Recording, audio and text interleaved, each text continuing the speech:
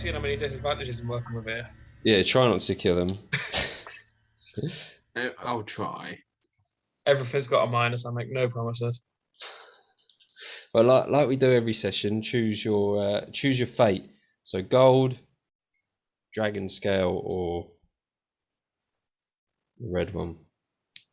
I'll leave this one to gravel I picked last time.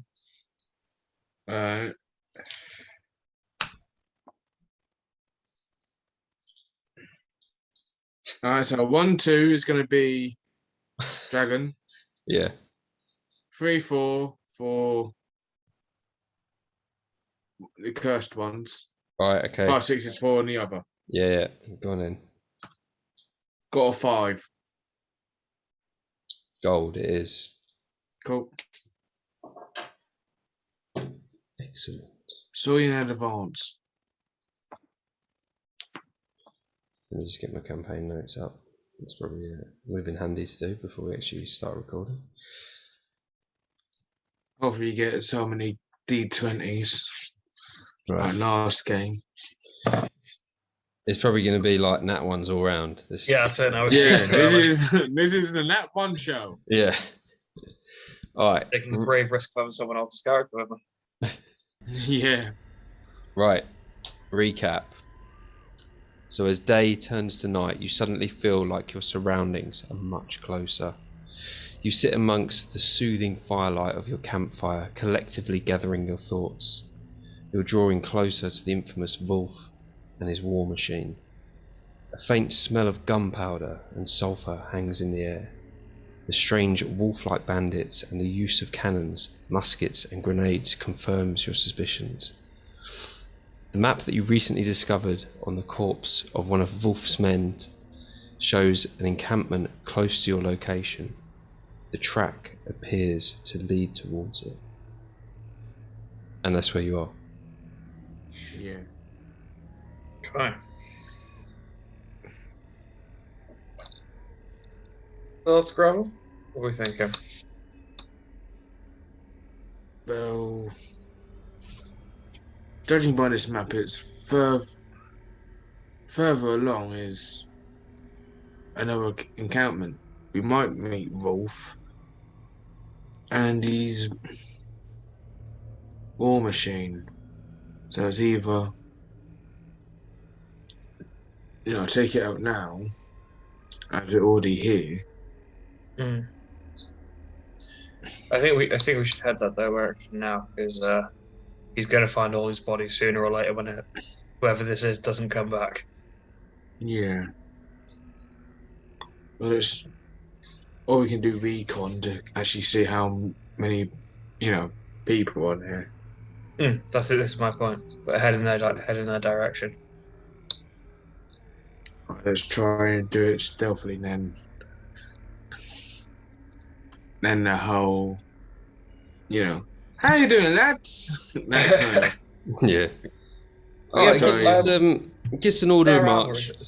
Their armor, is it bonded to them at all, or is it just normal, just wolfy looking armor?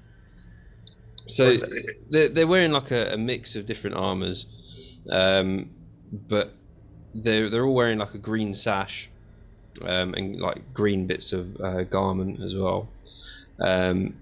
They have the tassel or the wolf tail around their waist, and it's not armor. It's I don't know how you would explain. It's like composite, like furs and all that. Yeah, basically. All right, I'm going to go ahead before we set off and throw some of these on. Break up the silhouette from a distance. Disguise, yeah? Yeah. How many is there? In fact, if you remember on the last session, I really liked this idea. So actually, remember in the last session, the bodies were actually dragged away by the wildlife.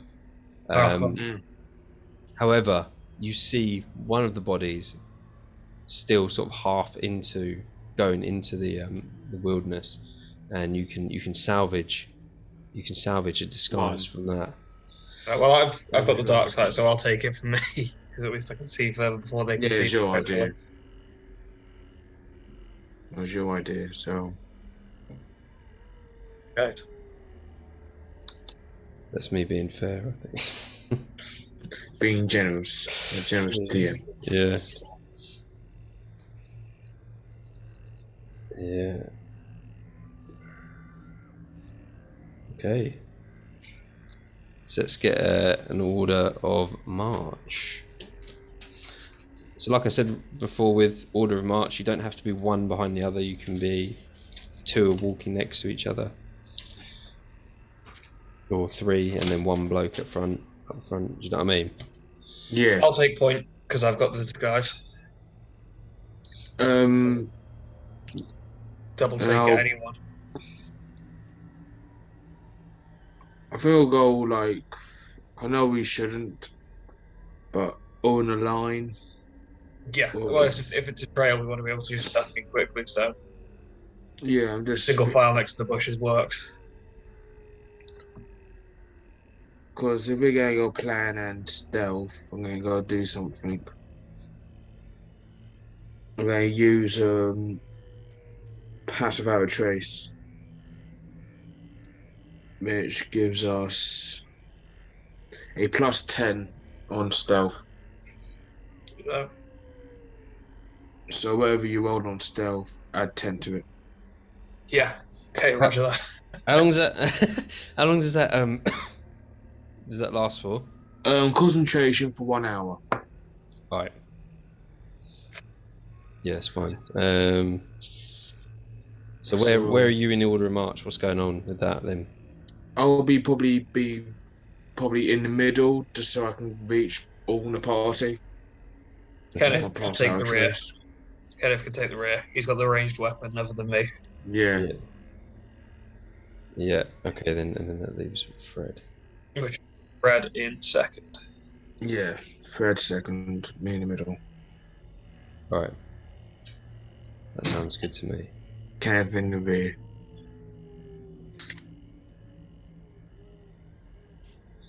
So I'm gonna lead us off down the trail, just low, right, slightly off the track itself. Slightly off. So all right. Just keep in tucked to the trees. Okay.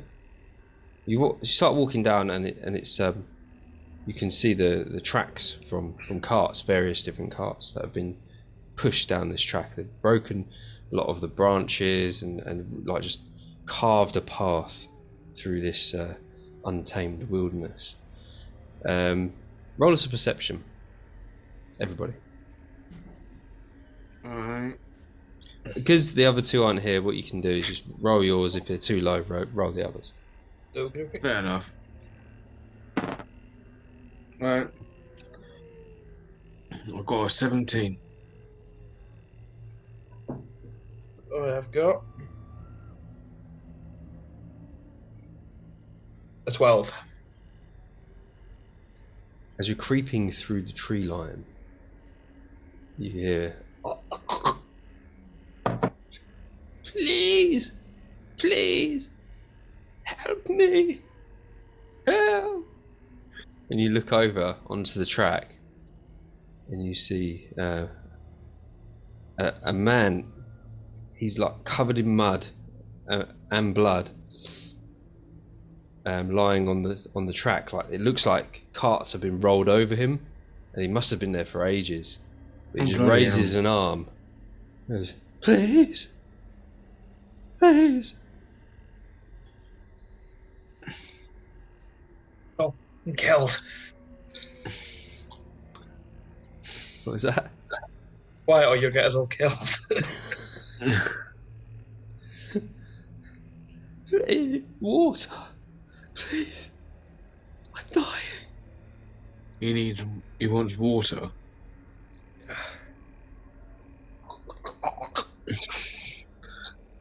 Okay, I'm gonna.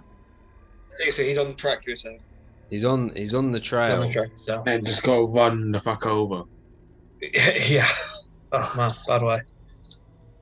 Could just put an arrow in him, but I ain't that kind of guy. Yeah, I'll be disadvantaged because he's as Less much as of he's him. been pinned on the ground. Okay, I'm gonna slowly as I can. I'm gonna unbuckle my water flask and just drop down, and sort of kind of shimmy my way over to him without raising my profile much. So, Mm-hmm. Well, there's nobody around. It's just we're not too far down the track then, yeah. no. Okay. You've gone. Well, let's say like a couple of 100 feet. Okay, yeah. In that case, I'll just keep it low. Just Mm. give it a drink, give him some water. You start pouring it in his mouth, and he's like starts choking on it, and then like spits it all out. He spits it all out, and he's like, "Oh, my bag, my bag." And he points to it. It's about 10 feet away from him. Oh shit! Further up the track, like 10 feet away from him. Please, medicine. Okay. Yeah, I'll head towards the back because I kind of try and grab over it and lurch back. Yeah. All right. So I thought you said he's back. I thought, head oh yeah, back he's first back. time, He's like like, two pieces. I thought he's back. He's like over there. Oh crap! Oh no, yeah. He's still talking about a spine. My bag. You have to wipe the guy out there. That's what I heard was my back. This guy's got fucking serious mental strength going on. Willpower is a hell of a thing. So, sorry, did you say you were going to go and get his bag? I'm going to grab the medicine. Yeah, grab the Grab medicine. his medicine. Yeah. All right, so you go over, you look in his bag, and there's some vials, and you look, and there's a couple of healing potions, and then there's one that says on it medicine. Okay. Moving back to it, I'm gonna pull out the medicine. Is this what you want? Yeah. Yes.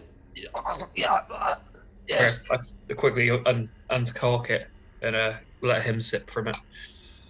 He knows the dosage. And he's like shaking like. I feel like this medicine is alcohol. He's grateful. He's all over it, and you look at the liquid, and it's like blackish type stuff. It's not like any medicine you've seen before. And he goes, "Thank you."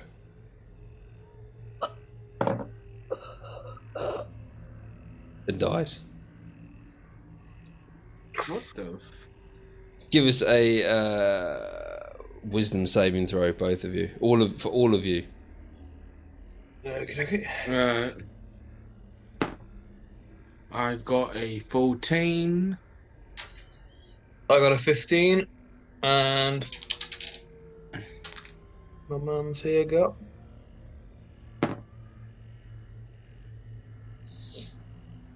Fred's got a 12. Keith, Kenneth even has an 18 with his pluses. Oh, nice. So with that, so anybody who got over 10, was that everybody? Yeah, I think that's everyone. All right, so you take half stress damage from seeing this, which is 1. So Fred gets none. Fred gets none. I get 2. You get 2, yeah. I get 1, and Kenneth gets 1. Yeah. Yeah, the abusive rock person. Because you've just seen this person Drink poison or hemlock. even though it says medicine on the bottle, it's clearly medicine in a different way. And release him Is there much left in the bottle? He sort of like poured it all over his face, and there's a small amount left in the bottom. A small amount, about 100 ml. It's enough to coat an arrow with. If it's that type of poison, you'll have to try and determine what type of poison it is. And you have his bag as well, don't you? Yeah. So yeah, you said there was the healing potions in there, right? Yeah. So you've got a minor healing in there, and you've got a major. Is it a major that they do in D&D? No. So is that the medium one? Yeah. So small. And in fact, I've got some.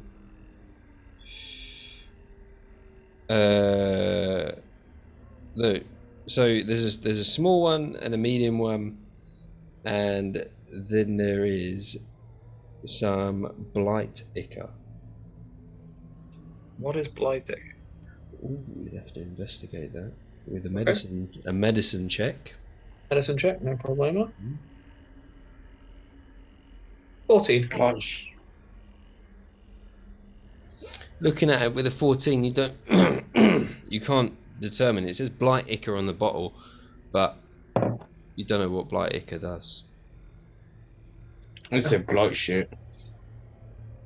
I'll keep it in the bottle. There's maybe someone in town that can identify it later. Mm-hmm.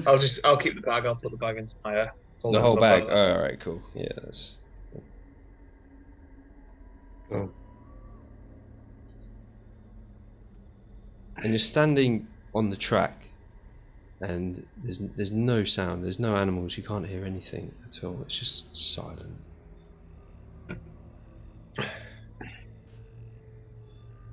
As we're here, I am going to take an action if I can, Right. and release my primeval awareness. So as an action, I can expand one spell slot. You sense whether any aberrations, celestials, dragons, elementals, fays, fiends are undead or present within a mile of me. Seeing as it's gone deathly quiet. True. Yes, there is. Good Is to know, right? your response? Okay, turn around by then. Guys, be careful. There's some bad juju here. Bad juju. Bad juju. I shouldn't put the accent on. Not You natural kind. you sense this, and it's strong. You know it's right. Okay, definitely informing the party then. There's evil here. It's not natural. And with that, I will notch an arrow. Mm-hmm. You're just gonna what you're doing then? You're just gonna wait, see what We're happens. still gonna go try and stealth it, but with Yes, it's still moving forwards, but very ready. cautiously. Okay. Yeah. Yeah. Moving. Are you moving along the track, or are you staying in the tree line? Getting just into the tree line. Just into the tree line. Okay. So in the tree line, it's quite hard to. The going is quite hard. All right. It's not very good at all. So it takes you a little bit longer to gain some sort of distance from where you were. As you're walking along, everything is still completely still. Roll us a perception again.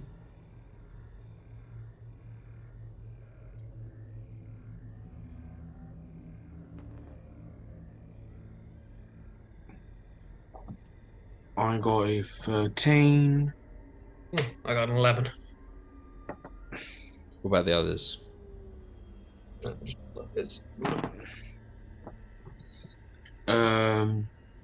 Fred got a 7. And A Ken 7. got 16. Oh, Yeah, Ken. you got a 7. So Oh, Kenneth, Fred. at the back, you're walking, and he hears something. You can't hear, just far off, not too far actually. Not I say far off, not too far, further into the forested area, and what he hears is like branches being broke. You can hear a man distinctly, like grunting and shouting, and then a scuffle, and it's ongoing as he hears this, and I'll do the Kenneth bit. He alerts the rest of you to this sound.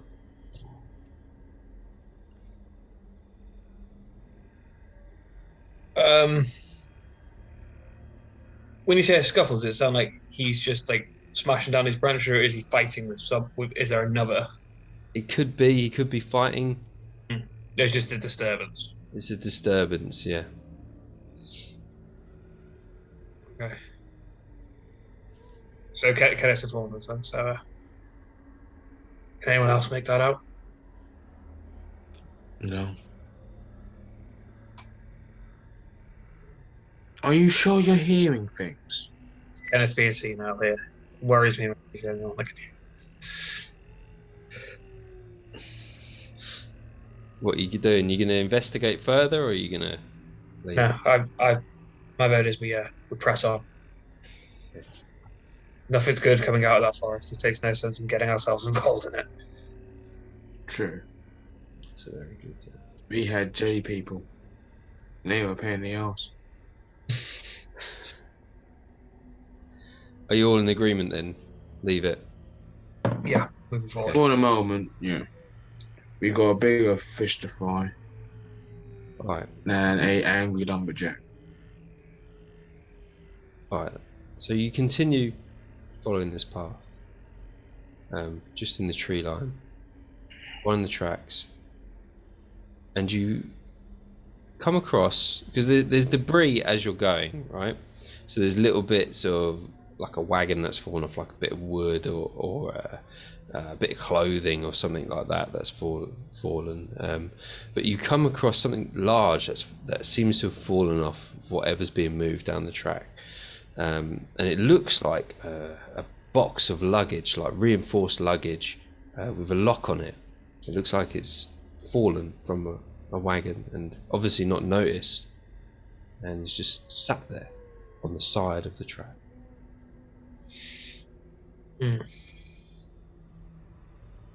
Oh, it's locked.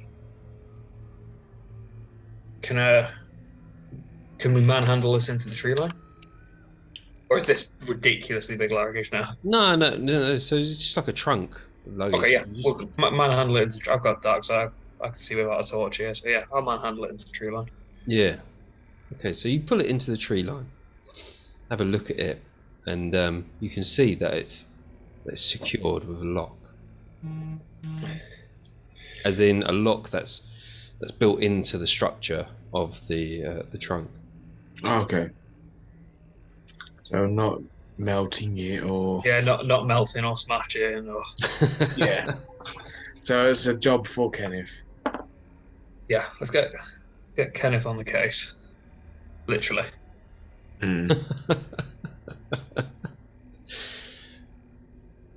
All right, and so Kenneth has got. What's he got? A lockpick. He's got. Does it say on his character sheet the silver? He did have. I did have a look at it. He does some sort of kit for this. Thieves tools. Yes, thieves tools. He has thieves tools. Thieves tools, right. So, with his thieves tools, he can pick the lock. And all you've got to roll with your proficiency bonus added, I think it might already be there.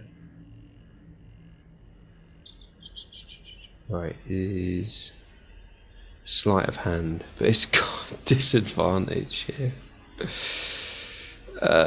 Sleight of hand. Do you think sleight of hand? I'm asking like your opinion. Like sleight of hand. Do you think that could be? I think it's just a flat out dex plus your dex modifier plus your proficiency modifier. Yeah. Are you, all right. Okay. Yeah. We'll go with that. We'll go with that. So straight dex with Straight proficiency. dex with proficiency. So a standard roll for Kenneth. Yep. D20. And Kenneth has rolled 13. All right. Let's have a look here. Yeah, so prepared to Let's- so low. Oh, he's actually done it. Let's see what that gets. Liam has you. not much faith on our vote.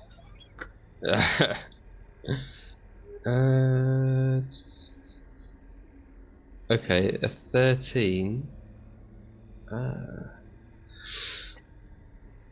So you go in, you hear the tumblers click into position, and it unlocks and opens up, or like just springs up, spring-loaded lid. Oh no, it's a Jack in the Box. And there's some like wet clothing where it's been raining, and it's somehow the damp's got in. And you dig to the bottom, you throw all these clothes out, and you find 5 pieces of gold and silver necklace and a silver brooch. And in true Kenneth style, But there's no point even trying to say that there's anyone else getting hands on that. he sleight of hands it against your perception. Okay, so Jack a blow. rolling a normal roll for Kenneth first. Yeah. Yep, so Kenneth has got 17. For fuck's sake. So my passive perception is 11. So I don't see it. My Man. passive perception. No, I'll let you roll perception. Roll perception. That's just a normal roll, isn't it? Whatever your perception, so whatever your modifier is. Based on Yeah, I your don't character. see it. I got a 10. You saw it? No, I didn't see it. I You got a didn't 10. see it, alright. I'll go see if Fred sees. So just to clarify that, mate. So I've got on my character sheet here, my perception is 13 in senses. No, just roll a perception. So roll there's a perception skill with your modifier in it. Fred got a 14. See. Got it. So 15. Fred doesn't see. I got 15. So no. We all don't see him. So Kenneth pockets it. He said, "Oh, there's nothing in here. That's useless there's actually luggage. Hey, waste of time. Come on, let's go." That's what happens. You mean hanging around? He takes for too long. He takes the silver brooch. He takes the silver necklace. Yeah. All right, and he takes the 5 gold pieces. Yeah. And then throws the trunk to the side in a huff. Bastard. I'm sorry, guys. I like how my rolls for someone else's character are better than mine at the moment. Absolutely standard. Yeah. So he's not being honest. You owe us, Steve. All right. Give it shit. Right. So yeah, you're in a tree line. Are you gonna press on following the road? Yeah, we're gonna follow down. We know the map that tracks down there, so we're gonna head on until at least we can get eyes on this thing. Yeah. Okay. So you're trekking along, and it's all going fine. Everything's just still. There's no movement at all.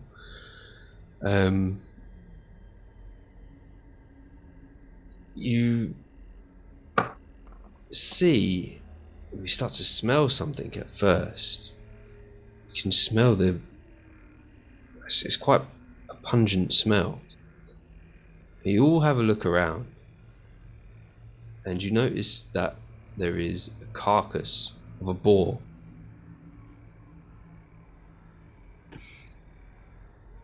Like a large carcass. It's a fresh kill, and potentially able to supply you with maybe some rations, maybe some sort of food Can I supply. investigate it to make sure this thing's good? To be like a nature roll or something? Give us a medicine. No. Give us a survival roll. Should be good from a ranger. Should be, but it wasn't that one, so it's a 4. Oh no! Oh. Let's see what you get for a 4. Let's have a look.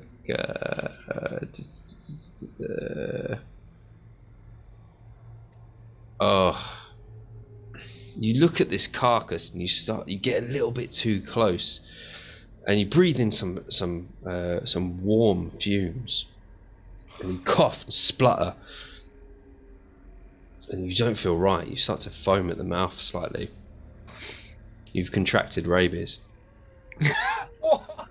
I shouldn't laugh. Fucking rabies. I'm gonna hazard a guess that none of my potions or medicines help with that I picked up that bag. A potion of healing won't heal a disease. Damn. So yeah, you've got You rabies just now. gave John rabies. Oh no. Hey, this works for our advantage at complete luck. I'm already wearing the furs. If I start foaming at the mouth, I'm guaranteed to get into this place. This is good. Yeah, that's good for the disguise. So yeah, John, unfortunately, you've got rabies. Does anybody else want to have a look? I'll go get. Let's go try the other Genasi. I'll go try and check on it. Yeah. 16 plus 4, so a dirty 20. Dirty 20. You manage to avoid these warm fumes, and with a keen eye, you manage to pick the best bits of meat that have been left over from scavengers or whatever killed this creature in the first place, and you salvage basically 1 day's worth of rations. Poor old John. Rabies is fucking incurable, man. Hey, this is D&D. Anything's possible. Including rabies. Yeah. Shit. John, You got. know when they're advertising this game to kids and they say anything is possible, rabies is not on that list, man. That's been killing dragons, not contracting rabies. How was your campaign? Oh yeah, I got rabies. How? Oh, God's sake. By sniffing on me. Don't worry, boys. You're ranger survival experts here to help you. Don't go near that. It gave me rabies. It's just clarify, I was rolling as Kenneth then, yeah?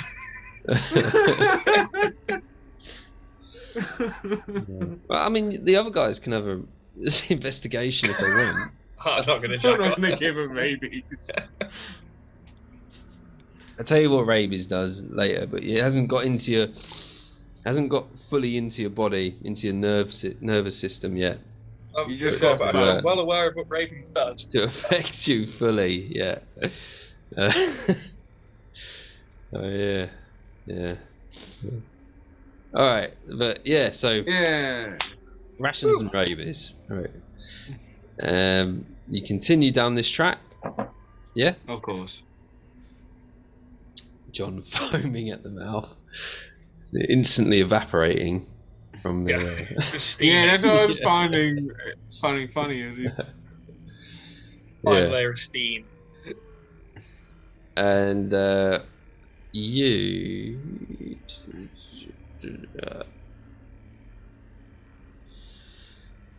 So after a while, you are getting a little bit hungry. It has been almost an hour, not quite an hour yet, and you find just out off, like sort of your side of the tree line, is a small tent, like a single man tent, and a sleeping bag inside, and an old fire, and some bits of survival equipment dashed around the area. And it's old. It's been there. It's not been disturbed for a long time. You can tell because there's almost like mushrooms starting to grow on it. And there's what kind of mushrooms? Just the normal mushrooms that are everywhere, all around you, all the time. So no different coloured or anything like that? No, just normal mushrooms. It's just a small, like, stick-built tent, and like a cloth thrown over it, which has got moss on it, on sort of the creases and stuff like that. So you can tell that it's old, and that's just off into the tree line next to you. It's just old survival gear and stuff. Can I take a closer look? Yeah, you can. Learn anything from it? How long it's been there for and stuff? Yeah, you can roll us an investigation. Can I go check if there's any anti-rabies cream? Yeah, I'd really love if there was just this is the rabies factory. 15. 15 on investigation. Hmm. So general area, you can see that there's like pots and little like eating utensils, and then you can see in the tent next to the sleeping bag is a satchel, and you can see next to the satchel is a water skin, Okay. and it looks full. Okay, I'm going to open up the satchel. Okay. So as you open up the satchel, you have a little rummage around in there, and this stuff is old, and because it's been under the canopy of the tent, it's been sheltered from any rain, so it's dry. And you find some medicinal herbs in there. You also find with the medicinal herbs a herbalism kit,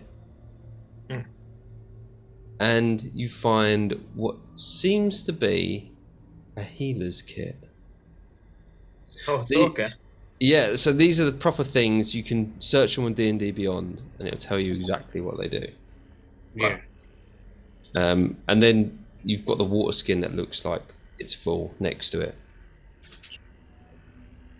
And genuine question now: does our good man John know he has rabies? He knows something's wrong. He knows something's wrong. He knows he's been infected with something. Can I try and discern what that is? Give us a medicine check. Better than a survival check. That was fucking cursed. Medicine. There we go. 16. No idea. Okay. You know what? I'm gonna put it out to the group, guys. I'm really not feeling too well. As I'm saying, sucking steam from my mouth. They all notice. Oh, fucking hell, yeah. Although I didn't want to say anything in case it was offensive. Do you know when you started to feel under the river? Yeah, so in pig, man.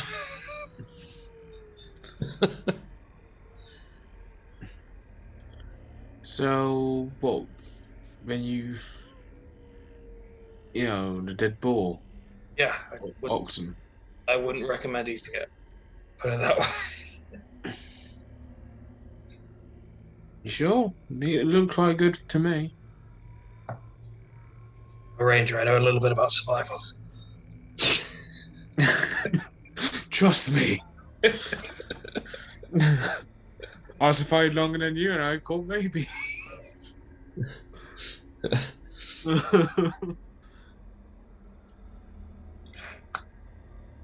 Do you think? So, you're a Ganassi. Have you ever had this? Best. Different type of. Worth a pun. Well, why don't you do a medicine check on... Should we do medicine? Or should we do something else?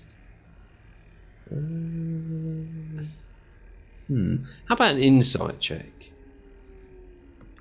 Well, I go check. See if you can Pinpoint. determine what it might be. Alright. That's a 16 plus 4 on insight. 20? Yeah, dirty 20. You've seen this before. The frothing at the mouth and the twitches. You know that this is rabies. I don't know how you caught it, but this is a different form of rabies that I know. It might be because you're a fire genasi. Something in this kid. Help me, right? You got rabies, my boy. I'm gonna. frantically scramble at these medicine kits and herbs now. 'Cause I am freaking out. And I'm slightly irrational and slightly feverish. So yeah, I'm just pouring through it. Right, I'm just going to read this verbatim for the Herbalism Kit that you've got. This kit contains a variety of instruments such as clippers, mortar and pestle, and pouches and vials used by herbalists to create remedies and potions. Proficiency with this kit lets you add your proficiency, but what? It lets you add your proficiency bonus to any ability check you make to identify or apply herbs. Also, proficiency with this kit is required to create an antitoxin and any potion of healing. So you can't make either of those. If you're not proficient. I'm going to assume no one between our monks, a rabies-ridden ranger, and an old con man are proficient in that. You've got their I am things not anyway. a monk. And then you've got the healer's kit as well, which is also in there. I'm just trying to find it. I did have. Alright, don't worry. So the healer's kit just allows you to basically, I think this is how it works, or this is how my version of it works, but we can check this later. You can use it to stabilize a creature if they die on the battlefield. That's how the healer's kit works, I think. Okay. Well, when it gets to that, inevitably, you guys can use that on me. Yeah. Okay, so I'm hurriedly shoving all the stuff back into this kit and throwing it on Ken if he's a pack mule. Fair enough. I'm ill, I can't be carrying it. Okay. Herbs. Healer. What other stuff? So you've given him the herbalism kit and the healer's kit. Yeah, I've just thrown those satchels on him. And the water skin, whatever was in that. Right, water. Water is in the water skin. I mean, rabies makes you hydrophobic, so I'm not going to be drinking anyway. So. But you look around and you notice that this area is quite well concealed. Mm. And you feel like if you did want to rest, this is probably the ideal location.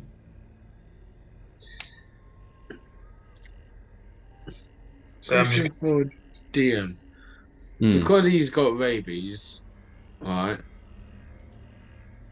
But do you think that because he's a fire genasi, he might burn off the rabies germs? Well, I'm just asking as, you know. Well, I mean, you know, I didn't actually take that into consideration when planning to give anybody rabies. So, roll my rabies check. It's a good idea. Because remember, yeah, like the whole. Oh, do you know what? Do you know what? I know it's added to like the story in that now, but I was supposed to actually give you a constitution check rather than just give you rabies. Oh, so you're do you just want to? mean. Do you want to do? Do you want to do a con save now, or do you want to stick to having rabies? I'm going to roll my con save. Yeah. But regardless, I'm just going to still think he's got it. All right. Okay. Cool. So maybe he had it for a bit and he burned it out eventually, but he doesn't realise that. Yeah. Okay, I like it. That's a nice idea. What was the score then? Was it high?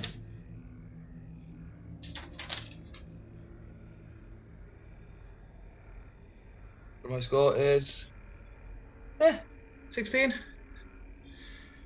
Yeah, that's fine. Yeah, so you can still feel the effects. Yep, that's fine. John has rabies. That's cool. You can feel the effects, but it's actually, like you say, it's getting burnt out of your system. All in the head. Yeah. That's my bad, so... Hey, no, roll with it. No, it was funny. We were both giggling.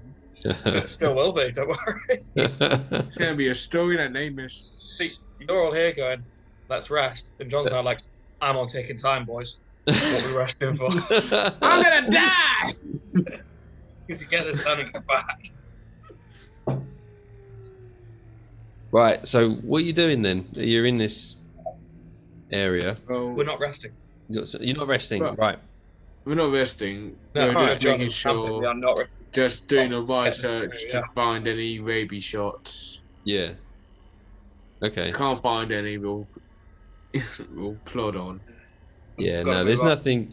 There's nothing else really, unless you want to deconstruct the tent and take like maybe a plus an extra sleeping bag or whatever. Take a twig, but that's it. A There's lucky nothing else twig. there. Sorry, why not? I gotta take the twigs so I can use it as ammo. A twig, really? Okay. No, I gotta take this. You know the things that hold the tent. Peg. Whatever is holding up the tent. It's just used. It said they just used like branches and stuff. Yeah, yeah. Oh, okay. You can take a twig if you want. Just use it as ammo. No, I Yeah. feel like you brought up a Obviously. twig too many times for it not to be important. Yeah. You need a twig now. Just like put it behind your ear or something. I put it in my Alright. mouth. I got okay. babies. Nah. Fine. Anyway, so we press on. Press on. Because I am Yeah, on borrowed press time, on. yeah. Yes, you are. So you move further, parallel to the track. John, give us. You still at the front? Yeah. Give us a perception roll. Yep. D&D and Beyond decides to get involved. 19. That's Nice. great. So you're quite far. Right. Let's rewrite this. You notice up ahead there's some light shimmering between the trees, and as you squint and look harder, you realise that it's a large open area that and you can see the flickering of firelight, not immediately where the trees open up, but further back. Okay. Can I take a perception or a nature or something to see if there's any animals around? Or is it still dead silent bar? Yes. Yeah, give us Or is there any was it- wildlife? Yeah, nature check, nature roll. 13? It's funny. You listen hard as you're looking. You listen. Close your eyes slightly, and yeah, you can. There is natural wildlife. Okay. You know, birds, whatever you can hear. I don't know, birds There's rustling in the night time, right? There's bushes. going to be owls or bats or something. Yeah, bats, birds. Yeah, you can hear wildlife in the area. Perfect. In that case, while I am crouched in the tree line, I would like to cast Talk to Animals, please. Okay. I'm going to get a recce going on. All right. Yeah, so you can hear so more specifically, you can hear bats and small mammal-like creatures, like rabbits and shit. Right. Yeah. So just tell me an animal that you've got in your mind that you want to speak to. And Go for a rabbit. a rabbit? Okay. Yeah, let's go for a rabbit. Yeah. All right. So you can hear a rabbit, and you cast this, and you know there's a rabbit there. So you want to talk to the rabbit. So yeah, you cast it. Speak to the rabbit. It sort of pops up. Pops its head up. Do you know what those are up there?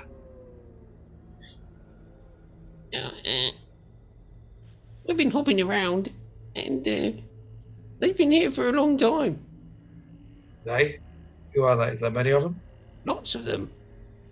Lots. Okay. They destroyed my home.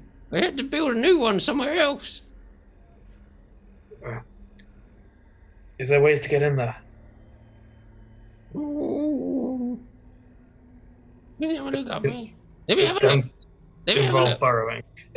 Yeah, go. Oh, I was going to say buried. Yeah, look. Let me have a look. Hang on. All right, in a minute. And he like hops off. Good thing of the rabbits. I'm going to form rabbit rebellion here. Comes back and goes, there's not much. There's only one way in. There's straight up there. As well. I mean, if you're a rabbit, you could just go through the little gaps in the wall. Are you not? You're a rabbit, are you? Thank you. I'll wave it off. So. Oh, nice talking to you. Bye. Hops off. Turn around to the party. My friend here. I mean, they probably think I've gone mad with rabies at this point, but.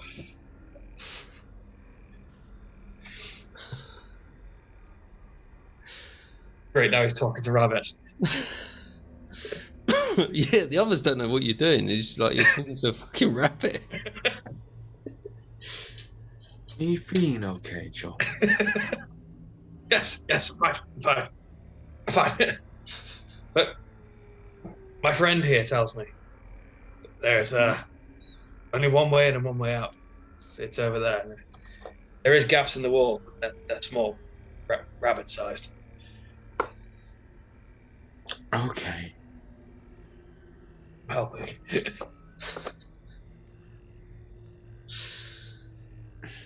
Yeah. We'll follow your lead. I'm gonna move around, see if I can get eyes on this this one entrance. Mm-hmm. So you're moving. Are you walking normally, or are you going to be hopping around on all fours?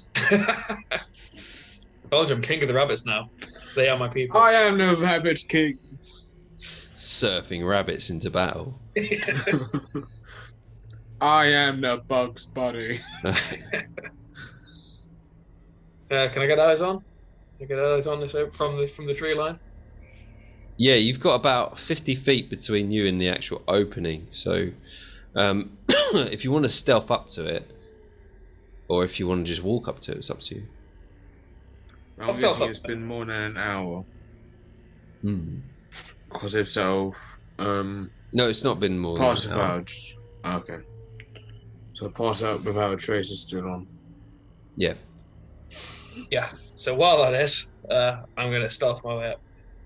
See what we can see. Give us a stealth roll. Yep.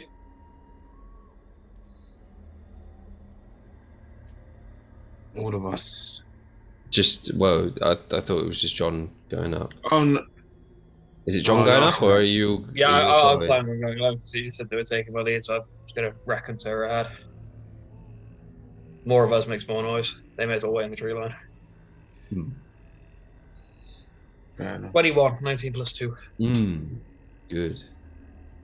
Yeah, sneak up, not a problem. Don't break even the smallest of twigs. And you get up to a vantage point, and you can see that there's a large open area. And at the far end of this open area, there is sort of like palisade walls. And you can see the light from fire. You can see tents. You can see crates and barrels. And a particularly large tent in the middle. You can hear the laughter and just shouting, general rowdiness of the camp occupants. Give us an investigation of the area.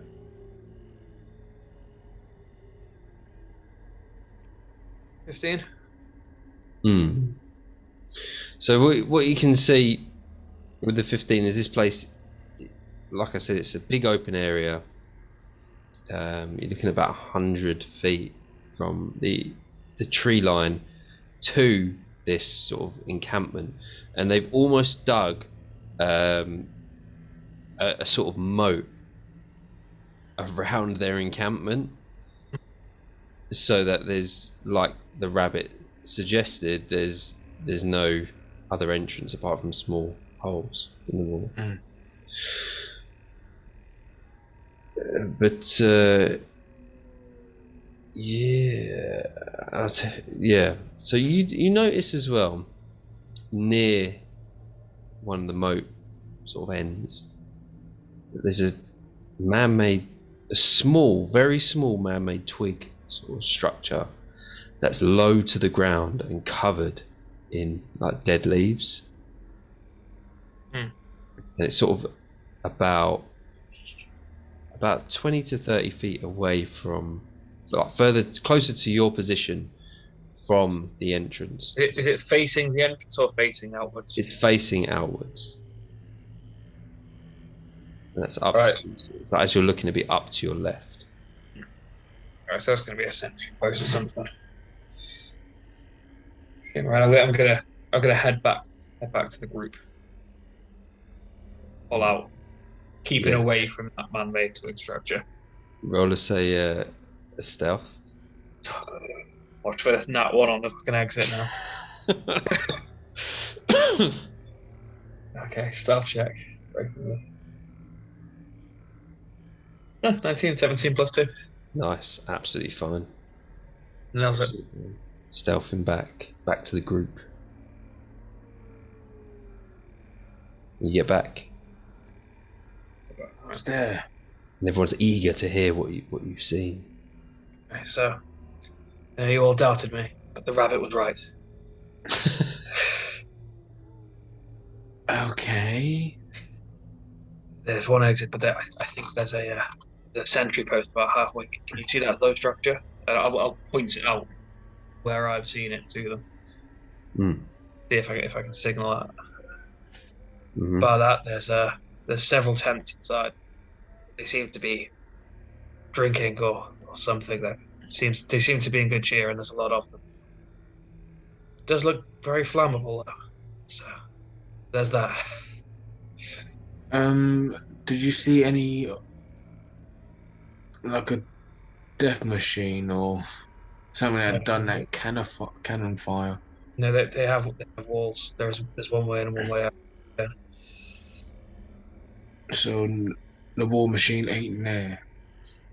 Could be, but if it is, it's behind those walls that I couldn't see it. Understandable.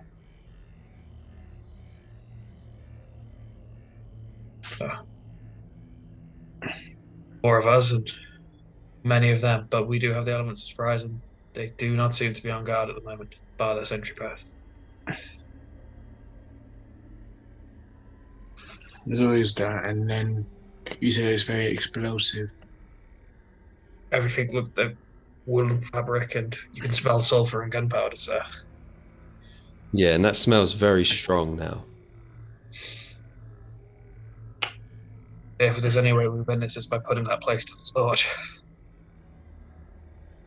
So it looks like this is going to be your little playground. It's all on you, John. It's all on you, our rabies infested rabbit talking ranger. Unleash him! Release Bugs Bunny! He's going to burn you all. It's going to be a...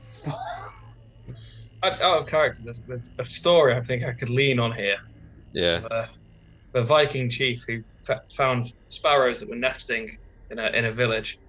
So he tied little bits of string to the sparrows and set them on fire. When the sparrows panicked, they all flew home, and it burnt the town down because they were all nesting in the roofs of this town.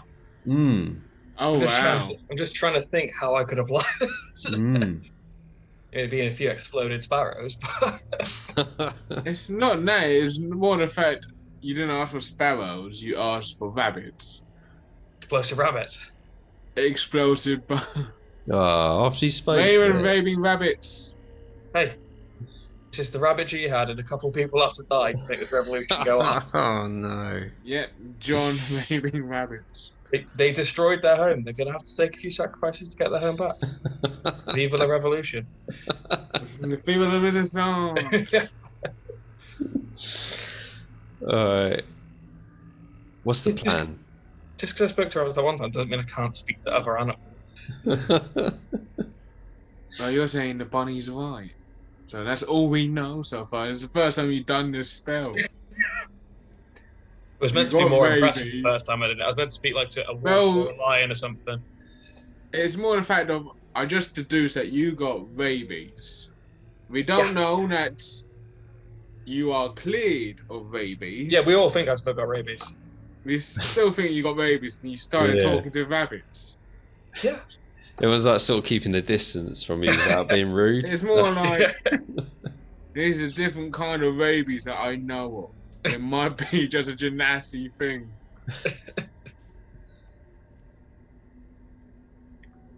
The rabies rabbits took that ball down, man. I'm telling you. But You got why? So you guys are in there, and you're starving because you haven't eaten anything. You we can still got the meat. you got the meat. You can quickly scoff something now, or you can give me a wisdom saving throw. No, I tell you, okay. or I tell you John- what, not a wisdom, take the throw. a Constitution saving throw if you don't want to eat anything. John will take the throw because he is way too stressed to eat at the moment. Go on then. I'll go take a bit of the meat. 11. And I'll go throw it around. Pass it around. Either Kenneth and Fred can take a bite if they need it. Yeah, 11's good. You oh yeah, you take no stress. You take no stress because I'm too stressed. You're too stressed. You take Bigger things to worry about here. Yeah, exactly. So yeah, that was. But you've used up, so you've passed around that meat. We got one more bite left for John. One more bite, so you've got One more. Well, it's basically like you consider it like one 24-hour ration, so like one rations. So Just one. So you've got a quarter of it left. Yeah, we got one for John. Yeah, we'll do that. Yeah. Cool. All right. Put that down. Cool. So what are you gonna do? Come up with a plan? Or? Plan is to put fire into there somehow. There's gunpowder and there's tents. It will go up if we. Everything they have in there will do our job for us if we can get it alight. It's just getting there. We can stealth. Unless you got fire arrows. I mean, I could certainly we have string and cordage and arrows, and I can light them. I mean, you just set up a lantern. We've all got oil.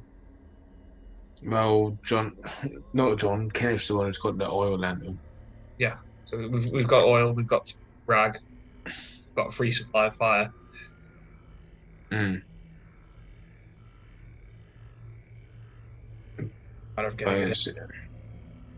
can stealth in because judging by what you told us, they're currently having a party. What if I'm wearing a uniform still? Yeah. I'll walk in. Hopefully they're all too drunk. There's a plan. If you hear commotion, you guys can come running in after. Yeah. But as I'm walking around, I don't mind flicking a few sparks here and dance. And just pretend to be drunk. Yeah, but it's not even that. Just walk behind the tent. 1, 2, and hopefully by the time they realise there'll be too much for them to put out. So there's a plan, yeah.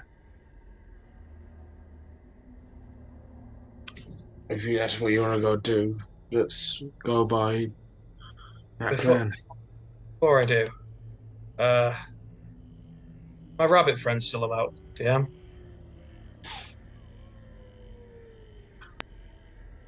You can investigate. You can do I'll investigate. a nature check. Do a nature check to find if Bug's still here.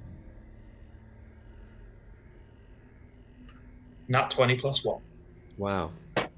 Hey! I know where every rabbit in the next. He is now one with rabbits. He's still around. You can hear him. You can hear him moving around in the Of the low fungal growths. Oi! Look over here. Oh, hello. You alright? Would you like to get your home back? Oh, yeah, that'd be lovely, yeah. You got friends? Family? Oh, Lots of rabbits? well, I've got my family that I've got to look after, really. You'd like rabbits, so it's got to be a big family. Well, yeah, it's about 30 of us. You, That's a big army. 30 rabbits. Give me one good man and 30 rabbits, I'll crack that bitch open. Oh, I want to go see this picture Right. of this fire genasi just with an army of 30 rabbits. I am the rabbit god. This is why I love D&D. You know, when I made this character, this wasn't the storyline I It thought. I the wasn't plan. expecting to be a god of rabbits. I was haggling with a rabbit to attack the mercenary camp. What do you want then? You've been in there before, you burrowed it, yes? I used to live there, but they've changed it completely. There's a big tent in there, you'll see it. Big hutch. Yeah. I want you and your family to get under that wall. And you're going to get into that big hutch. And you're just going to run about. You're going to cause riot. Run around people's legs, everything. You don't have to hurt them. You don't have to attack them. But you need to make a nuisance. Spread out. Be hard to catch. And then get out of there. What about my family? They might kill them. Right? And then you'll never see your home again. Well, roll a persuasion. Have it, man.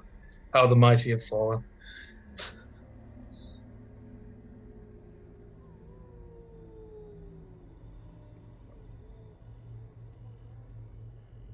Boyd? Well, alright. Yeah. I'll see what I can convince him.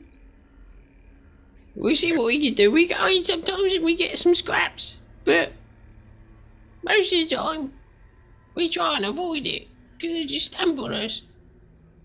How you're faster than them. Come on, that's not the attitude to have. I'll go and speak to pre-battle speech on a rabbit, man. I'll go and speak to him and see what they do. Do you got any lettuce? What, sorry? Lettuce. I will Do we have rummage through my any? ration pack straight away. You've just got dried meat and dried fruits. Dried fruits, that'll do. Oh! And he takes some like dried fruits and he like scurries off. Much more of that where that comes from. Pull this off. You might have fresh food in Yeah, food hall. yeah, exactly.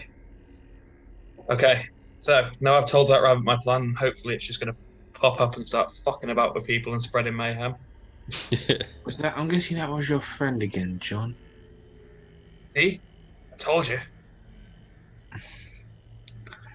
I don't know if it's the baby's getting worse, mate. You need to go get you to a doctor quick. Just put me on those pills again, and I'll be able to stop talking to the rabbit. You think I'll take those pills? I don't even think we have pills. All right, I'm you're gonna stealth back to the gate. the gate, the tree line. The open into the palisade wall. Right, you're On not. the route I took last time. So you're just at the tree line, and you can see the palisade wall, which is about 100 feet away, on the opposite end of this big open area. Yep. Right. That hour is over now, so that spell Yeah, so that plus 10 on stealth is is over. So no that's your more. once a day. That's your once a day as well, is it? Yeah, once a day ability. No worries. Let me just check I've not got any ranger food to help me out here. No, I've actually bothered with spells.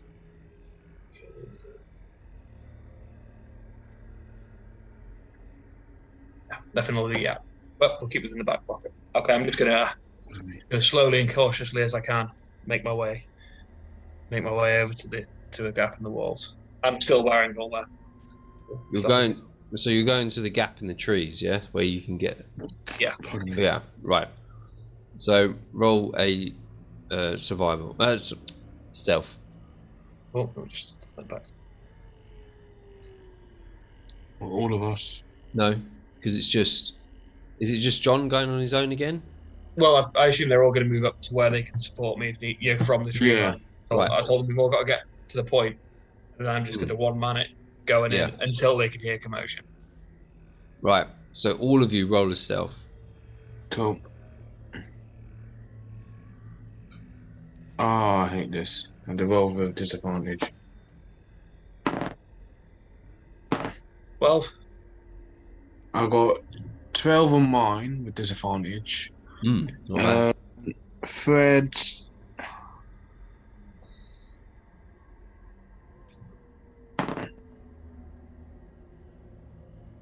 So that's a 10 plus. So that's 13 for Fred. That's another 12 for Kenneth. This time, as you walk up, you kick a couple of mushrooms, break a couple of twigs, and you hear from that previously suspected sentry position, "Who's there?" shouting across the open area. What are you doing? I will. Ready an arrow. Are you stopping? I'm stopping and ready an arrow. And then as I'm doing so, I'm calling out, "It's me, you idiot!" What are you doing, Gravel?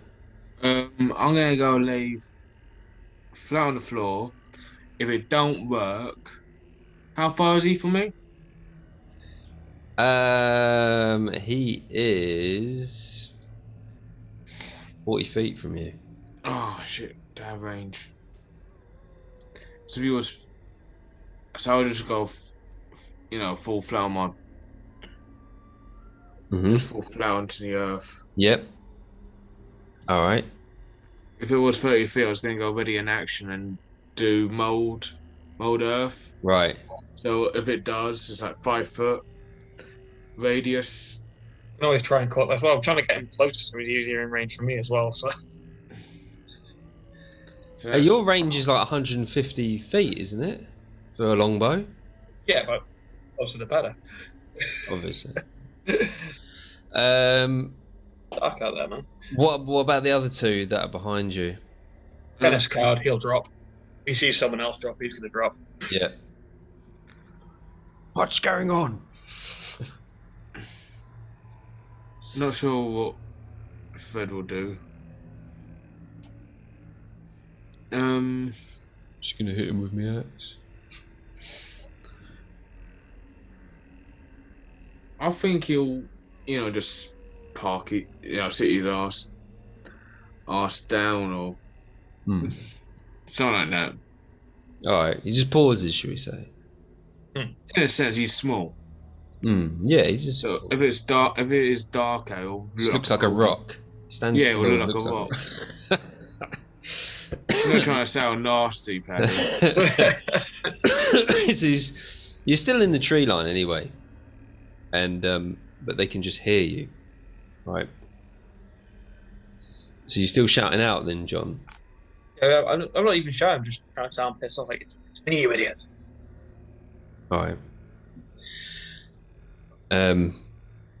They reply with, "Who?" Don't play that with me. You know I went for a piss. Persuasion. I had to be a Oh no! Deception. Yeah, it is a deception. Yeah.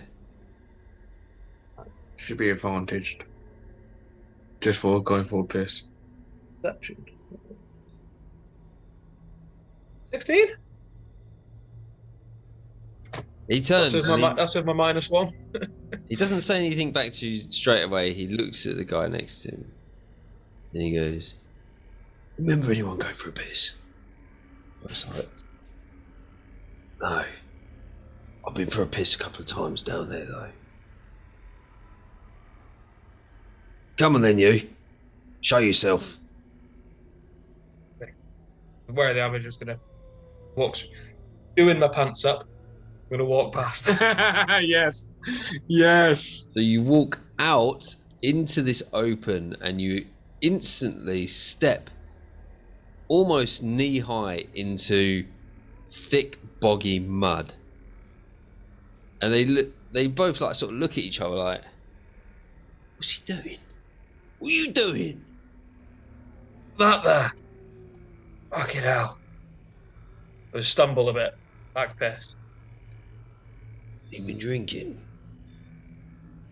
You're supposed to walk around. You don't remember? Of course I do. Do you want me to tell the fucking boss you're gonna be locking people out again? You better get out of the way before they fire. Yeah. Get out of the bog and shuffle past them. Hand up as I get past. So this is a big area. They're like 40 feet away from you. Yeah, but I'm keeping it. I'm trying to keep range in between me and them as well. I'm just beeline it to the. Right. I'm not walking to them first. I'm walking back in. Like, yeah, you know me. Go on. Yeah. Okay. I'm having a piss in peace. They say, come over here. I oblige him. I walk towards it.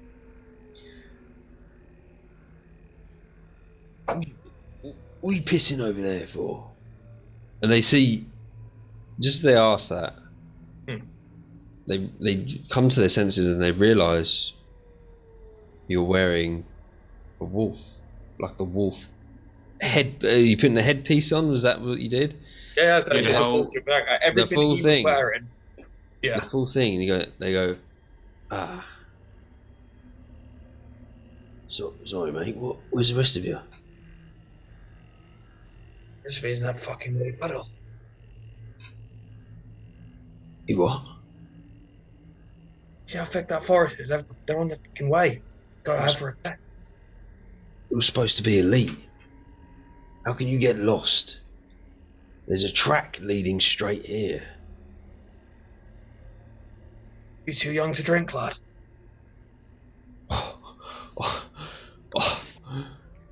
Give us a. Oh, he's there having a conversation. I'm like, no, Commander falling closer. What, in the open? Whatever way that John's, swayed like a... So John's in an open area, and he's like making his way around the edge, which is not boggy. From your location, you're like 40 feet away, directly across this open area, to one side of it. All right. Does that make sense? It's to the left-hand side. Yeah. Sort of cuts across it, but you could crawl around. Yeah, I'm gonna go try. Yeah. Whatever John. I'm guessing John walked around. Yeah. John's walking around. Yeah. Through. So yeah. I'm like, no, just commando crawling. Yeah. As stealthy as I can. Roll us a stealth.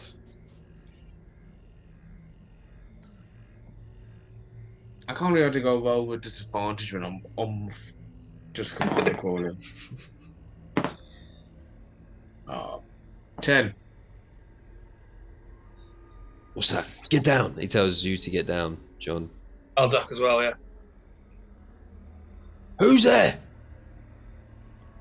As soon as I hear now, I just stop.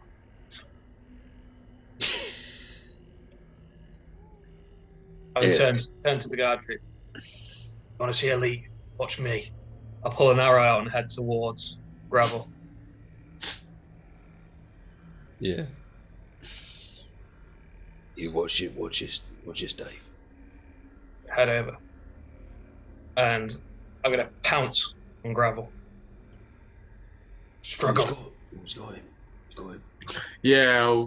Lots of dramatic splash here. Deception again. Do you want me to do a performance and make sure? In fact, performance. Yeah, sorry, I forgot about that one. Both of you, performance. Oh, that's good. 18. Oscars, boys, Oscars. You yeah, look the up. gymnastics know how to play. You jump on him and you grab him and he's doing all the right things. Like, "Ah!" Like, and it's really convincing. And you just look over, you like glance over back over at them, and they're like going open mouth, like, fucking hell, you fucking well good. I'm gonna drag Gravel to his feet, put him in a very loose armbar, start shoving him towards the guard post to bring him into range. Right. Start marching him towards it. So you walk in. He's in an armbar, and they go, "What's this all about? Why have you armbarred him? The hell is he? You seen this guy before?" Finish him off." Dragging him forwards. I'm saying this, and what's the range on your fucking thing, Gravel? Just push. If it's, I got 30 feet, so just push him on the floor. We were 40 feet away. I've dragged you out of the pool over there. Let's. Yeah, I'll drop him. I'll drop him to a knee, and leaving both his hands free, I'll put a knife to his throat. Instantly. All right. It's... So, yeah, cool. Right. Yeah. I don't understand. Like 20 feet away now. You're 20 feet in front, and Gravel is on his knees with a knife at his throat. Anytime down, Gravel. Yeah, and if they're on the stand looking, going cast Mold Earth, like on one of their stands, like I can take. From what I'm getting, sorry, DM, they're in like a stag position, sort of. Yeah. So they're low to the ground with a canopy. Yeah, so bring it down on them, swallow the ground and over them. That's what I'm saying. Whatever, because I only can do 5 foot area. Yeah, that's fine. So if I can go do an angle where I know it's going to tip over them, I'll go do that and take 5 feet of 5 foot of earth deep. Yeah. Below, like a sinkhole. Yeah. Do it. So I'll cast Mold Earth to do that. Okay. That's a cantrip. There's some fucking rabbits going underground ready for this attack. Just see 2 fucking goons coming through at them. So as this happens, they just start like sinking under the ground, and one of them like grabbing onto each other. One of them pulls the trigger on their musket, firing a shot into the sky. And as that happens, they disappear underground, and you can see, like, you look over to the camp and you just see a load of rabbits like running past the palisade walls, and you can hear a lot of commotion and laughing, and then you see like blokes running past. But after that shot is fired out from the far right, about 70 feet away from you, you hear, "Oi, what the fuck was that? Who are you? Who is that?" And we'll take a break there. Hey, fucking.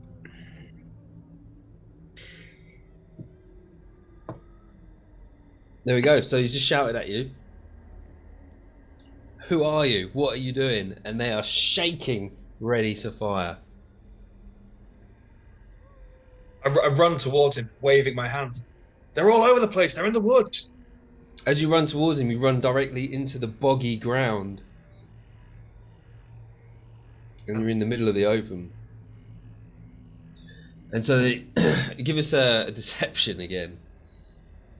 But then obviously Gravel's still there on the ground. Yeah, I'm still on the ground on all fours. And he's seeing you just run away. So this better be a good deception. Deception, yeah.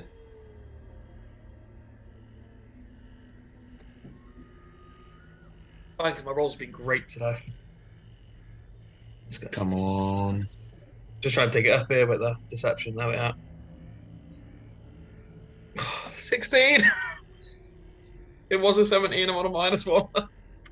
I'm sorry. replies with, "That's fucking bollocks! Fire!" They start ringing this bell. Like, ding, ding, ding, ding, ding, ding, ding. It gains the attention of the whole camp. But as you look over to the camp, there's sort of carnage like going on. A couple of tents are on fire. A couple of tents are already on fire. But yeah, you get about you get almost into the middle as you're running, flailing your arms around and shouting at these guys, and they shoot, and this is where we roll for initiative. Yeah. So for myself, 2 seconds. okie doke.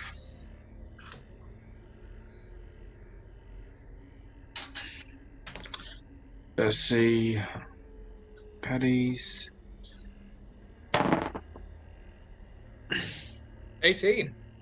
Fucking hell, nice. And for Kenneth, for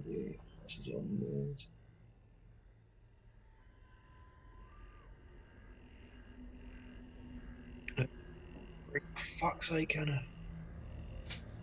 It doesn't sound good. Kenneth is 3. Yeah. Oh, Yes, Kenneth. Hopefully you can actually shoot. What did you get, Gravel? I got a 13. 13, and Fred? Fred got a 15. Alright.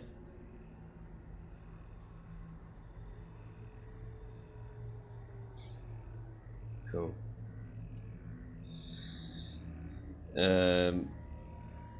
Yeah. Let's share the link, shall we? I'll pause it for a sec. Right, here we go. So down the bottom, you can see there where you run across. Yeah. You run towards these guys, and they've opened fire at you. I've got. We assume that Kenneth and Fred have come out the tree line now, is ready to attack. Yeah, well, After hearing the gunshot, I think they'll be ready. Right, and then Gravel, you're still in the same position where the previous sentry point is at the top. All right, so there's a second sentry point there, basically. And there's not palisade walls, but we'll just imagine that there is. In this instance, one guy like sort of comes around a corner, and hears the gunshots because he hears the first gunshot, he hears the second gunshot. These guys actually miss at you, miss hitting you, and he comes around a corner and he's like, sees what happens, and he runs off. And you can hear some commotion, and this large tent at the back, it opens up, and they push this big pounding mechanical thing out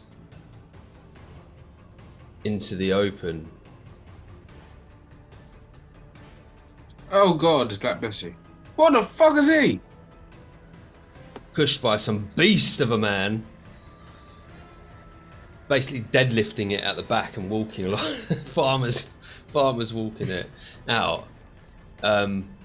This thing is massive, and it gives him full cover from your position if he's directly behind it.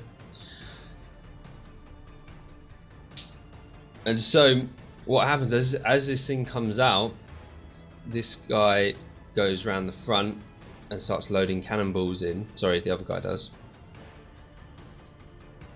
And then this guy runs off to the fire. Gets burnt. And starts running back with a torch. And then this guy moves around here once he's loaded them in. And that's all that's going to happen on their turn. The other two guys in the corner are... sorry, the Fusiliers in the corner. They've had their go already, so... that'll go to John to start us off. Sorry, just it's easier for you probably than me on my phone. What's the range between me and the cannon? You're well within range. So you're I'm not 75 asking feet. for my bow. Yeah, your longbow is I'm asking 100. for my throwing fire. Okay, so 70 feet. Okay, it's 70. I'm going to pretty comprehensively say that's out of range, but I'm just going to check.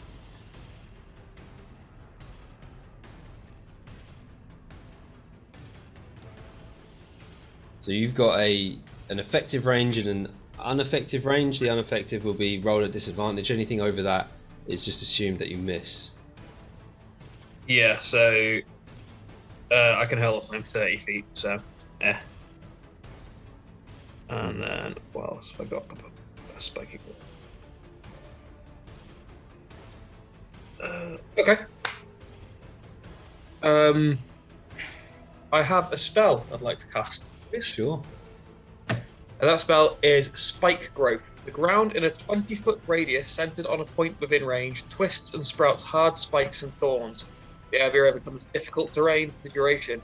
When a creature moves into or within the area, it takes 2d4 piercing damage for every 5 feet it travels. Excellent. Transformation of the ground is camouflage. Nice. So I'm going to point both hands at the cannon and try and cast Spike Growth. On the cannon? On the centre point being the cannon, so then the 20-foot radius around it turns into these horrible, gnarly, Alright. thorny spikes and hopefully hurts the crew and distracts everyone. yeah. 20 feet, about that? It looks quite big when you think about it. That's 20 feet, yeah. Hmm. Yeah. God, that means that cannon's fucking huge. That's a 20-foot circle. That's a big fucking cannon. Yeah, he's pretty big. Fair play to whoever farmers walked that out. I don't want to fight them. That's why I'm more scared of them. Alright. Have you got anything else to use? Not as another action, I don't think. So I've cast that spell. That casting time is 1 action. Mm-hmm. Yep. So that'll be my action for that, I guess. Got bonus action? And then, for my bonus action, I'm just going to continue moving my. Can I just keep running towards it? Yeah, so this is difficult terrain, this whole area, because it's boggy. So that means your movement speed is halved. Okay. So whatever your movement speed is, It's my walking speed's 30 feet. 30 feet, standard, yeah. So you can get to about there. Yeah, because you just move me up. Cheers. Yeah. That. Oh, shit. That's me. Awesome. Fred, whoever's controlling Fred. That'll be me. Monk shit. So is it the whole area's boggy? Yeah. So I think he's got 40 feet. He has 40 feet, but he has a trinket which reduces his speed to 30. Yeah, I remember that.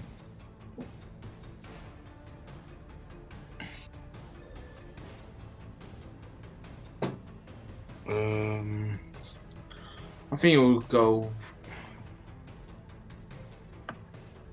So that'll be making it 15. 1. Nah, you bastard. Yeah. No. I'm not trying to. What's that spell? Oh no, you made it bigger. I didn't mean to. It's alright. There's 1, 2, 3. It's because it's a big map. So normally zoom right in. No, I just tried to move him and he just got big. Yeah. And dash 1, 2, 3. Can I spend as a key point? I gotta do patient defense. Yeah, man. So I'll spend 1 key point on patient defense. Alright, I'll tell you what, because he's using patient defense, which is dodge, you have a little. We use that circle to indicate that that's what he's taking. Yeah. Awesome. Anything else from Fred?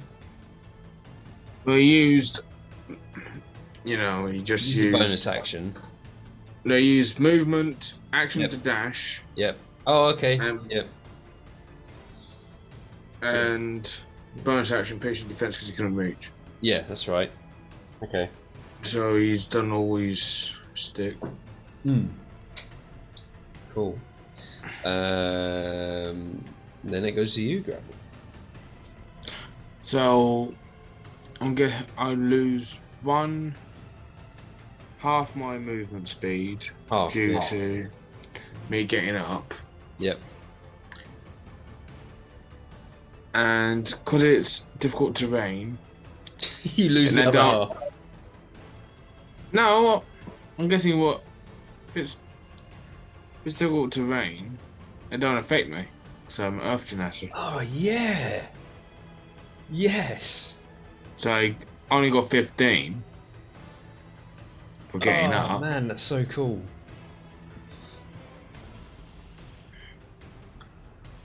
So 1, 2,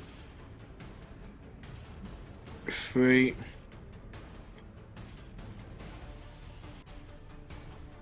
So that'll be my movement. Yeah. Do I have anything that can be in range of anything? At the moment, no. Want to take dodge action or anything like that? Yeah, I'll take the dodge action. Right. I'll give you a little green circle.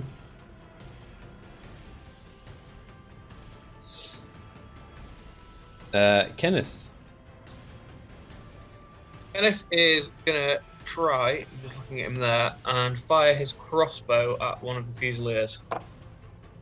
Roger. I assume he's in range of that. He is, yeah. Okay, I think and Kenneth's got a range of 100 feet with that thing.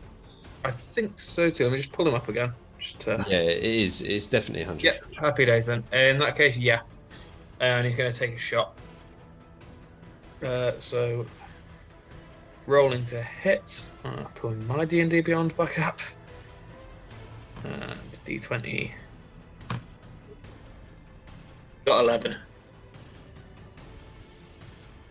11 misses. So he's got nothing that can... Will he get advantage? He's not within. So Fred isn't within 5 feet of the enemy. Oh, well, they did notice him. Well, they jumped out. Well, I'll tell you what. We'll give it advantage because that was my decision as a DM to say that you've jumped out. All right, so we'll say that he's still in cover, and that he's got advantage on that attack roll. Okay. So what is rolling advantage again? Just with that. So rolling. He got 11. Okay, so that misses. Cool. As well. But also with Kenneth, he can take a bonus action to hide, which will then give him advantage on his next attack. Yep. Okay, then he's gonna, with his bonus action, just push back into those mushrooms slightly, ever so slightly. Okay, so that requires 1 times stealth roll. Yep. His stealth is... Oh, apparently D&D Beyond rolled a 1 on my authentication check. Oh. Love it when it does that. At least they kept in character. Okay.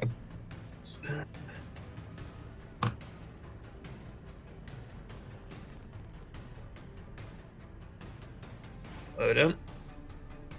Now we're back in. Skills, stealth. No advantages, so... Nat 20. Holy shit. Why am I not getting that fucking roll? Excellent. So that is 2d10, I believe, plus his modifier, whatever that is, on damage. Which one are you attacking? I thought it was for next turn. I thought his bonus action was to hide. I didn't think he got back until his next round. Oh shit, sorry, yeah, I'm still like behind on that. Yeah. Yeah, no worries. Yeah, you're hidden. So I'll tell you what we'll do. For the hidden thing, we'll give you a little purple circle to say that he's hidden. All right. Nothing else, no? That's him. He's gonna stay down there. That brings it to the enemy's turn, and this guy is just gonna deadlift this thing into position, into aim. He's gonna aim it round there. So it doesn't actually move; it just rotates. And this guy's gonna run in. How much damage does he take? If he runs into the red zone, it's 2d4, is it? It's 2d4 piercing. 2d4 then, yeah. Each 5 feet. For every 5 feet. So he only runs 5 feet into it.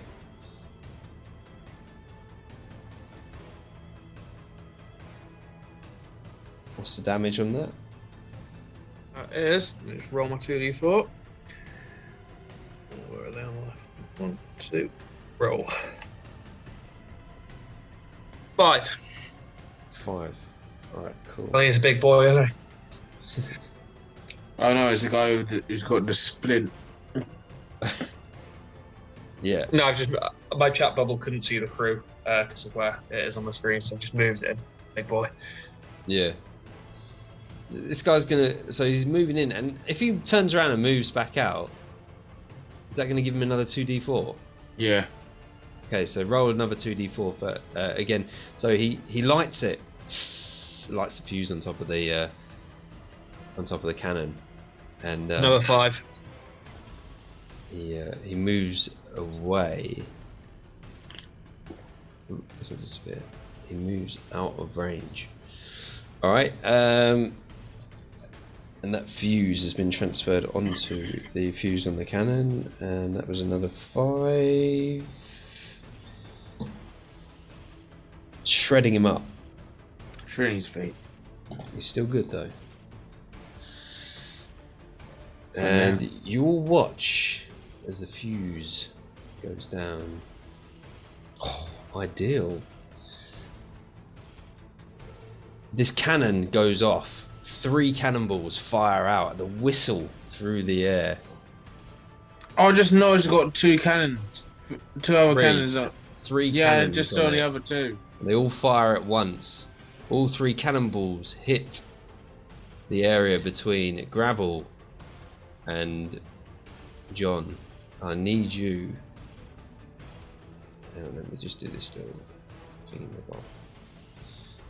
Right, so yeah. So he gets both of you. Right? Give me a dexterity saving throw as the cannonballs come in and create a huge explosion. I got a 13. I've got 13.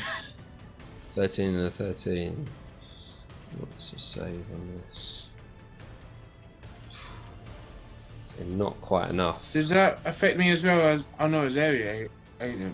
It's area, yep. Yeah, I was gonna say I got a dodge action. So you're going to take the full lot of this. So you are going to take...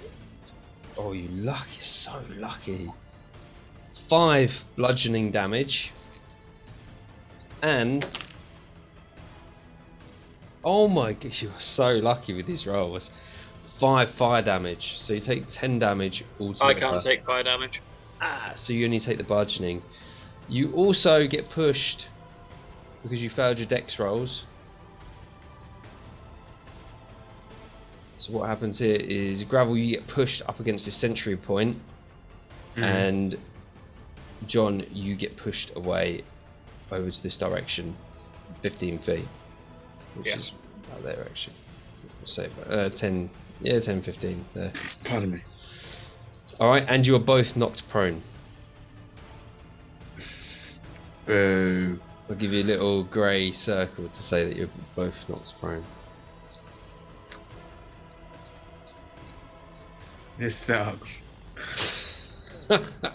I'm just lucky now, I'm an earth gymnast, I don't need to go do difficult terrain. Because that'd be a pain in the ass. smoldering, the absolute devastation, the shock of how powerful this weapon is it astounds you, and I need you to make a wisdom saving throw as well. Hey, there it is. Wait for that to come up.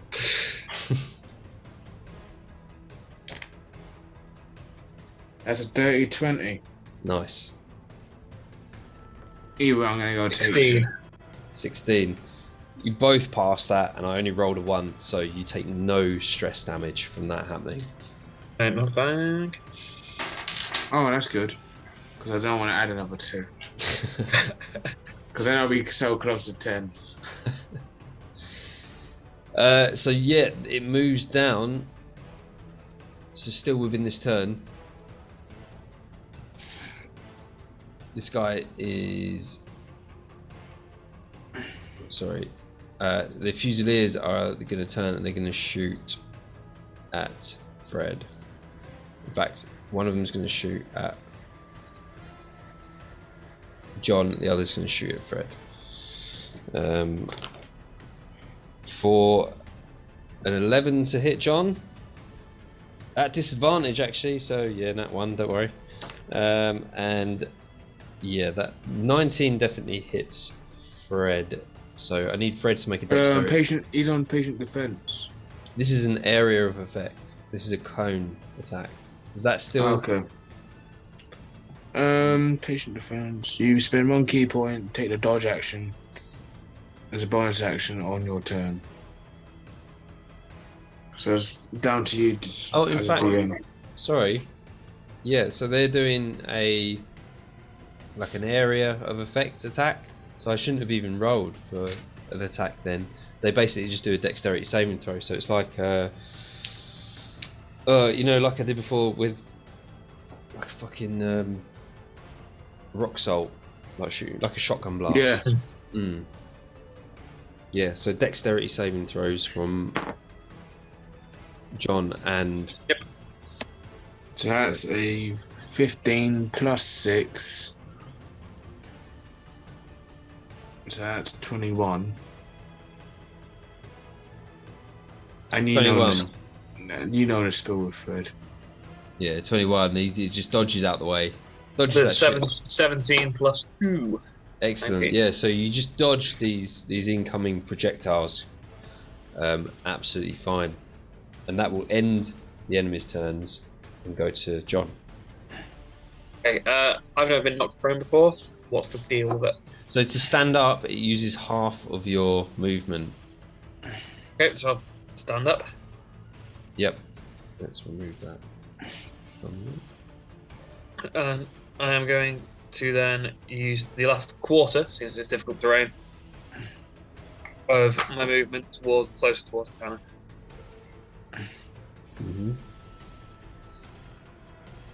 Yeah. Yeah, if you could just move 7.5 feet closer to the cannon and slightly to the right. Slightly to the right. Okay. Ever so slightly. Yeah. Dankeschön. Alright. I'll then hurl a ball of fire at the Fusilier. Oh yeah. That's range 30. Yeah, that's you're within range, definitely. Blast. Rolling to hit then. 16. 16 hits. And then it's 2d8 fire damage. Nice. 9 damage. 9. Which one are you aiming for? The one you can see pointing up towards me, not the one pointing towards the front. Alright.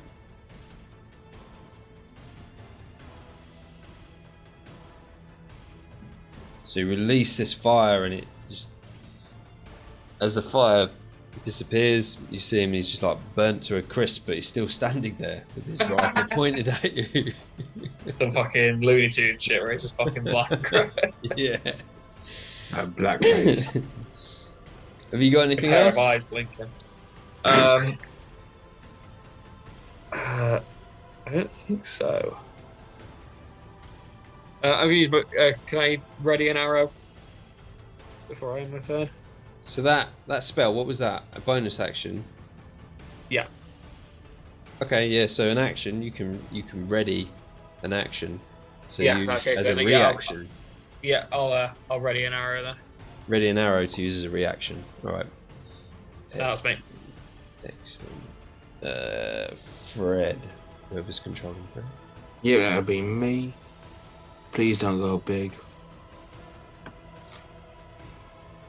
1, 2, 3. First things first. He's gonna go swing his battle axe. Yeah. As he does.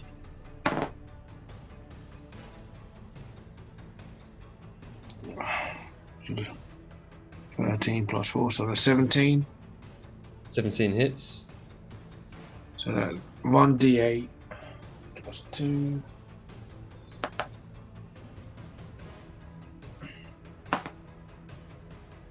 Seven plus 2. That's 9 points of damage. The guy at the top or the bottom?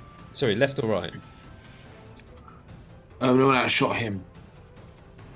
Okay, the one on the left. Right. The one on the left takes 9 points of damage and is down. So you just slice him in half? Up the centre in half? So I think it'll be like running as fast as a midget can go. And use that momentum. So probably not vertical but horizontal. What was that? Probably go for a second attack. Yeah. On the other go, shot John. Yeah. Probably carrying the momentum. Also, like the full arc. So this one's gonna probably go, spine, then gut first. If it does hit. Alright. So 11 plus 4, so 15. That misses. Okay. You swing and he just dodges out the way, just jumps back quickly.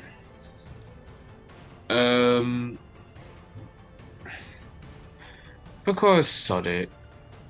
I'm gonna go. He's gonna go put his axe down. Yeah. And spend another key point for flurry of blows. Nice. The first one.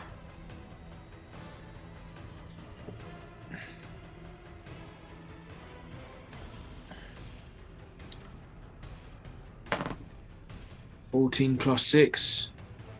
So that's a 20. Yeah.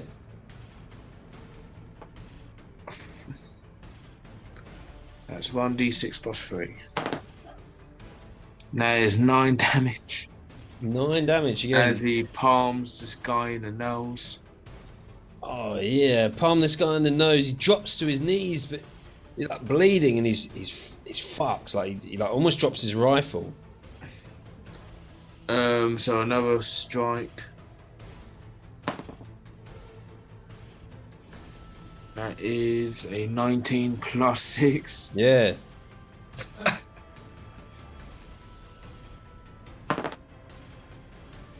That is a 4 plus 3, so 7. Oh yeah. So as he drops to his knees, you just like what? Kick him or punch him?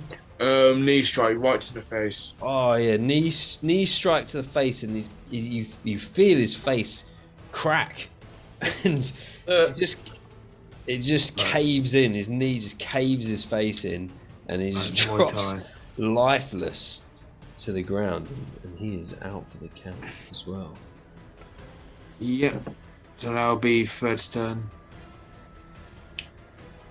Cool. Gravel. Yep. So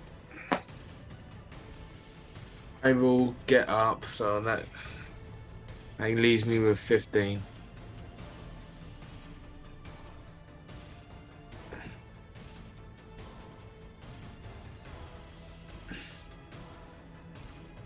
So that's... I understand why I couldn't move him. Why is that? Because you were doing something with him. Oh, really? Yeah, you were getting the circles away. Hmm. So that's 1, 2, 3.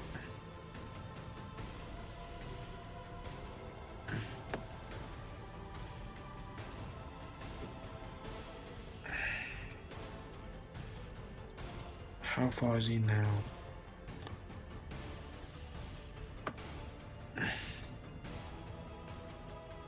Just off.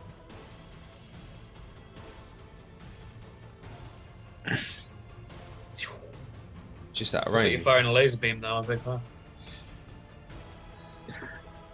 If only I chose a different genasi.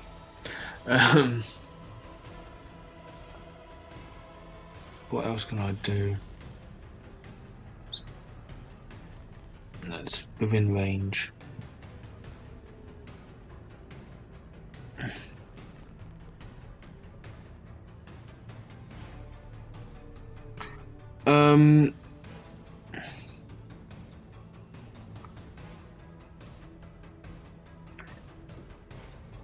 Wait, what's 60 feet away from me?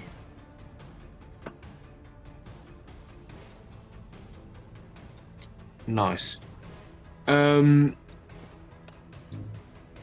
If there is any loose cannonballs within 60 feet, Yeah. because I know based around the cannon, Yep. I can guess there's a cannonball. I'm gonna go cast catapult. All right. Just Like it. Cannon, that cannon.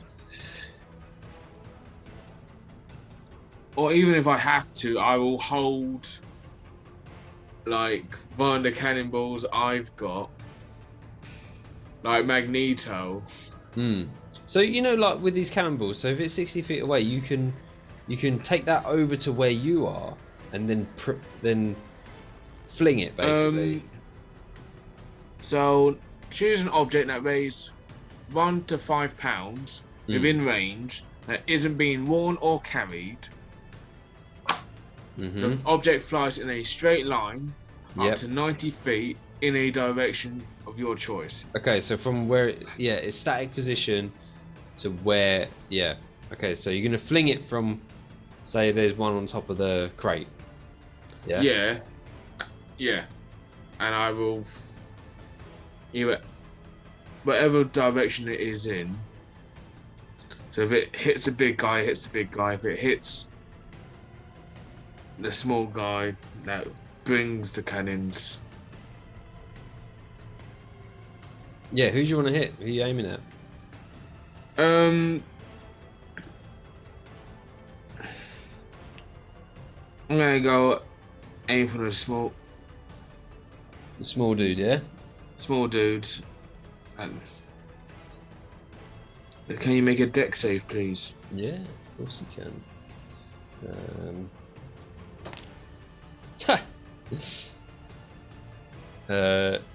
3. Alright, you fail. And you'll take full damage of a 3d8 bludgeoning damage. It's the first time that catapult actually done something. For 15 points of bludgeoning damage. 15 points of bludgeoning? Yeah, 15 points of bludgeoning. It's alright, mate. You can't be upset that the first time it's done something. I've used my new spell for the first time and people just think I'm off my face on rabies, so. Fucking lunatic. I think it just only works with cannonballs. Or rabbits. As this guy's like looking over like the battlefield, like And the next thing, you know, a cannonball smacks him in the back of the head, and he just like face plants the floor. He gets back up, and he looks rough, but he's still there. Like his eyes are like spinning in the sockets. We are fighting the Looney Tunes, aren't we? Yeah. If we're gonna lose, we're gonna lose in style. Yeah. Mind fuck these fuckers. I've seen some things, man. I've seen some things, man. I've been tripping balls. These guys are idiots anyway. So yeah, that'll be my turn. all right, Kenneth.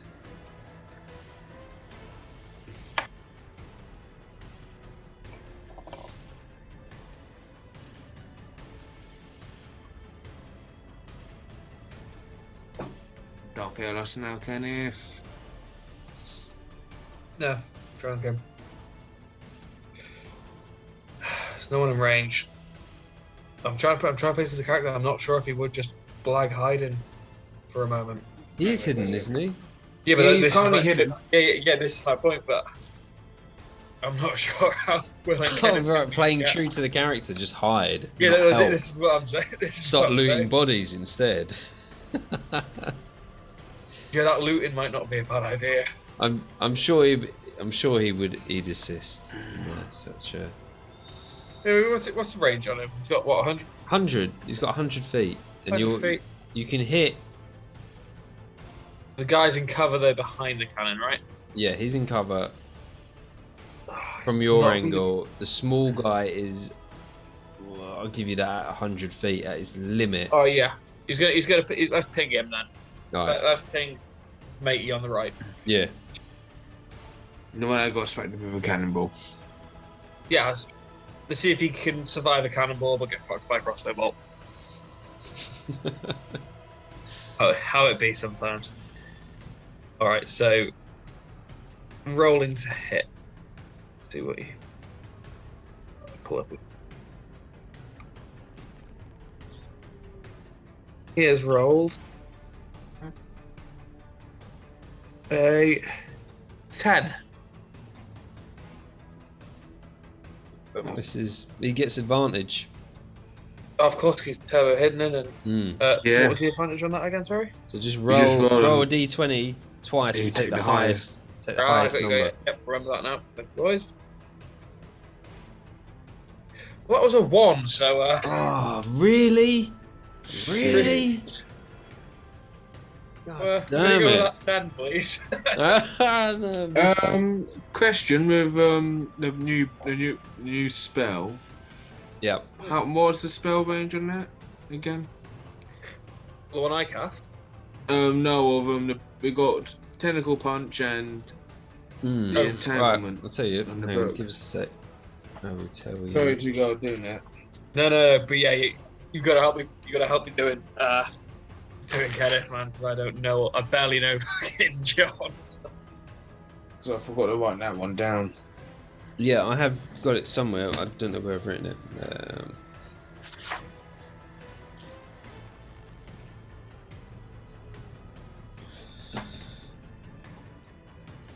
Right.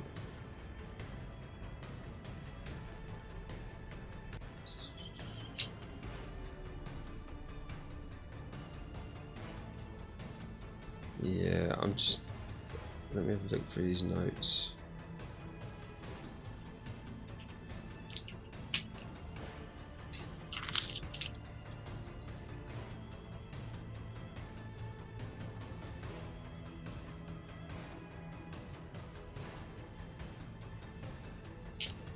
So I reckon it might be on my phone.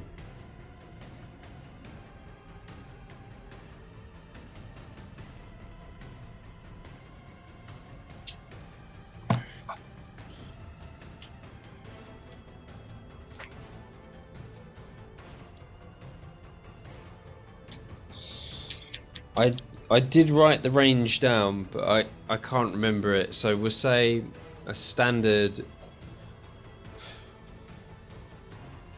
60 feet effective range. Alright, so it's just like the tentacle punch. Yeah. So he's not in Alright, range then. for it. So can we move Kenneth up then? Yep.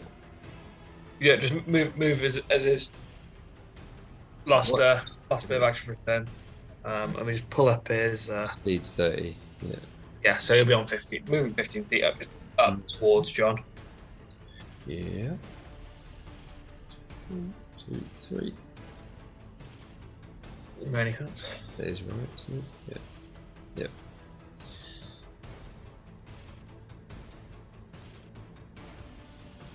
Cool. So he's taking his shots, and is he going to take a bonus action at all?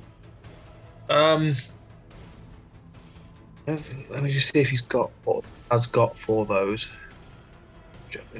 Yeah. Oh, I miss physical games with physical character sheets. Let's have a look here. He's got. You can take a bonus action to take. Oh, you can take the dash action, which doubles your running distance. Yeah. Okay. Let's move. Let's move him another 15 feet then. All right. Yep. And then that'll be kind of 2, 3. There we go. Nice. All right.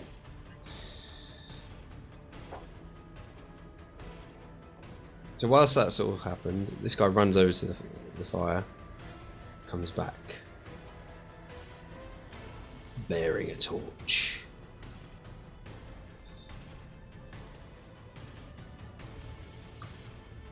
And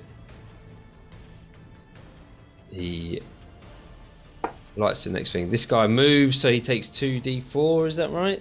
Yep, I'll roll them now for you. Oh, for both. For both of them, so 2d4. You can either do the same roll, or you can do separate rolls. It's up to you. Oh no, I'll roll individually. Right. Everything. Different parts of it, aren't they? So Yeah. first 2d4, that's a d100. It ain't causing that much damage.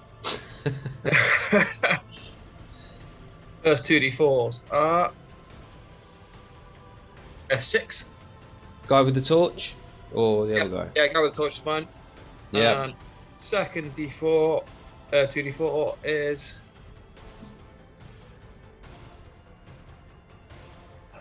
4. 4. This guy's like getting slashed up, trying to load these cannonballs in. He's just like getting scraped. You see blood pouring down from his face, from his arms, everywhere. But he gets these cannonballs in and he moves away, so that he's moving back through this. So you can roll another 2d4. This guy lights the fuse and moves out, and you can roll another 2d4. Alright, so the first of those new ones is 5. And the second of those new ones is 6. So 5 and a 6. Alright, so which was the 6 going to? The guy with the torch? Yeah, guy with the torch can take the 6. Alright. He's annoying me. Oh, so they're bleeding out. Light fire. And this guy just moving around to the side so that he doesn't get a cannon blasted in his face. And he just, you see him walking through this entanglement, and then he just drops to his face, arms limp by the side, just flat on his face. Cuts. out for the count. I can't. Let out from 100 different paper cuts. This fucking roid head at the back, raging, big deadlift. Big lift. Turn that round. You don't want to stop snapping. Yeah. Oh my god. Doesn't have to be 100% accurate. He's like, fire it then. He's all the cannon smoke come out the end, and then of the cannonballs flying through the air to your vicinity. And let's see who this hits.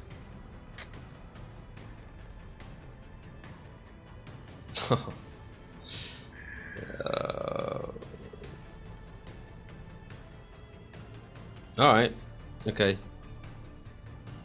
Here we go. So between Kenneth and John. Seeing what he's rolling. What am I rolling, mate? Dexterity, is it? Dexterity saving throw. Alright, for John first, because I've got him up. Yep. John's on 11. Kenneth is on -3. So Kenneth is on.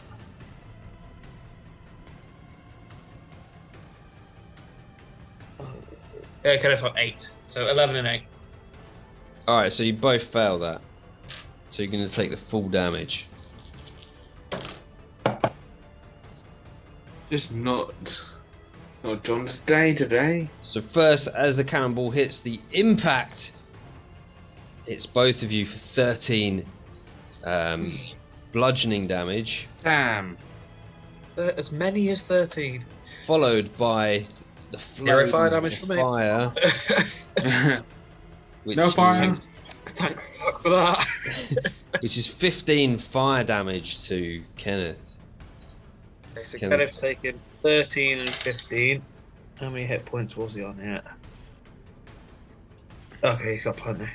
And directly back, Kenneth is moved directly back 15 feet. So Knocks. Kenneth's down to 17 hit points. Roger, and he knocks. Ooh. He's knocked prone. You are blasted forwards 15 feet and knocked prone. Yeah, I got closer, I guess. Advance at all costs. And It's just as a flesh legend, wound. as a legendary action, Oh, you you- just brought that out. you hear a bloke, and you hear a voice coming from inside, like, "Get the loader! Get the bloody loader!" And you hear ding, ding, ding, ding, ding, ding, ding, ding, ding from the cannon, and like a little blue sort of flare coming out the top. And the bloke at the back goes, "Another loader!" Shouts it into the encampment, and another loader comes out, Taking taking 2d4. 4 damage. Yeah. Okay, back Kenneth. Back to John. 4. 6. 6. Right. Excellent. He comes out, running straight out, doesn't even look, straight into these vines. He's like, and yeah, he's all like sliced up, but yeah, starts bleeding out. And that finishes their turn and goes to John. Okay, so straight away, gonna get up. Yep. And Dim, can I get range on? If I know, yeah, I've got an arrow ready. Does being knocked prone get rid of that? No, so now it's your turn. So, okay. So when you ready an action, you can use it as a reaction. So during, you know, if you see an opportunity, this is why you have to be quite specific with what your readied action is. Okay, no, that makes sense. Makes sense. So then you can use it when it's not your turn. Do you know what I mean? Yeah, no, I'll call that. Yeah. So now it's come back round to your turn. You've actually lost that ready. Yeah, no, it makes sense. I mean, he was not prone. It probably not happening. All right, so I am going to try and put an arrow into loader number 2, please, with my longbow. Yep. So, going to hit. It's 25. It's an 18. Holy plus. Nice. shit! Yeah. And the Totally damage. Damage is 1d8 plus 2, and that's 7. 7 damage. Oh yeah. So as soon as he's come out, he's gone straight into these vines, and then had an arrow to the shoulder. You've got That's my Horde loading Breaker. hand. Haven't you got Yeah, Horde so- Breaker? I do have Horde Breaker. So from your angle, you can see this big guy. He's in half cover, so if you wanted to, you could attempt a shot at him at disadvantage. Yep, I'll take it. So it's 2 in the lowest, yeah? Yep. Yeah, take them. Alright. First one is 19. Oh. Yeah, it hits. Second one is 14. With disadvantage 14. Okay, so the 14 actually misses. Ah! Yeah, sorry. Or cruel and merciless, yeah. Oh dear. Let's have a look. I think actually I was. What was the disadvantage? 14. 14. Oh no, yeah. Sorry, yeah, it doesn't hit. Sorry, just to rub it in. Just toy with me a bit more. Fuck it, bring the rabies back while you're at it. Oh my god. Sorry. Yeah, we're never gonna let this go. You Fucking gain 9 a hit fight points in as it is. baby. Just looked at a dead corpse and got rabies. If I have to finish a second game by playing dead on the floor, I'm not gonna be happy. Alright, Meaning at this hey, point. just a reminder, you got healing potions and shit, so Yeah. Can I just swig one of those? Real quick. I don't know, like, I might need to employ your help here, Ray. If you know, can you drink a healing potion as a free action? Or is that potentially a bonus action, do you think? That's with DM's transgression. The DM will allow it. Yeah, I'll allow I'll allow a small healing potion with a free action, but anything more than that, No, I'll take a small. And how much does a small heal? I'll tell you right now. I think it's 2d4 plus 4. 2d4. But don't quote me.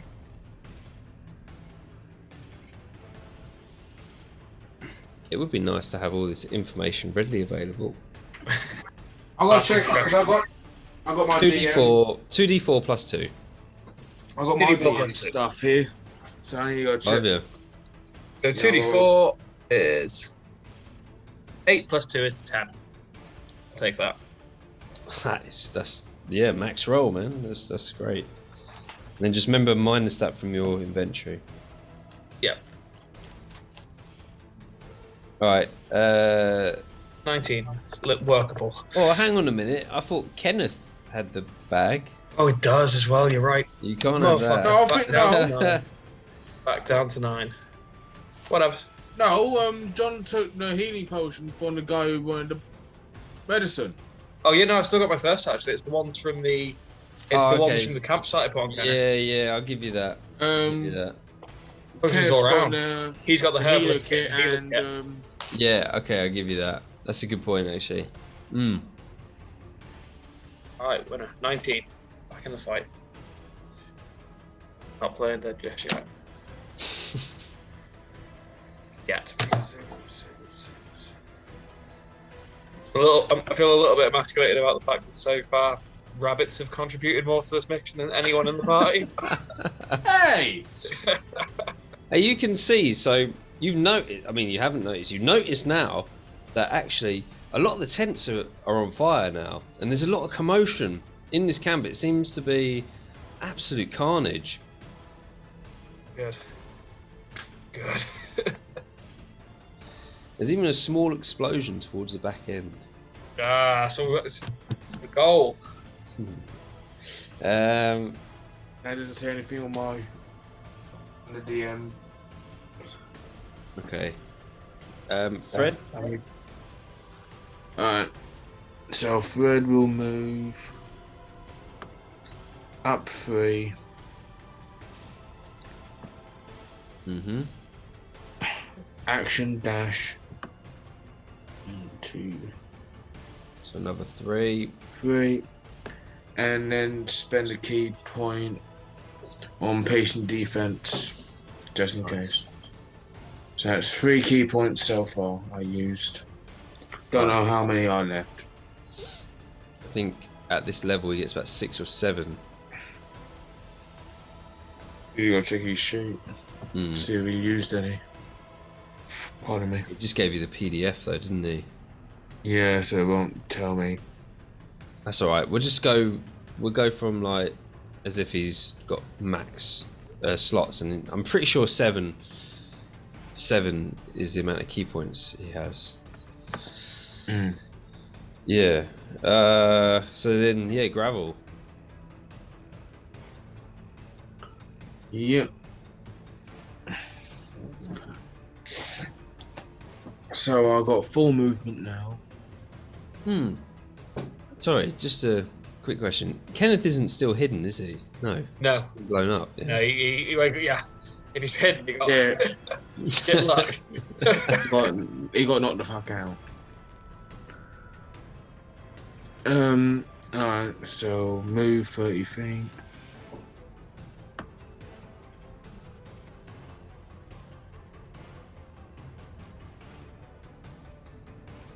Dashing some blue looks. Got that. With this angle, do I see the big guy? Oh, through the palisades. Oh man, let's say he's got 3/4 cover.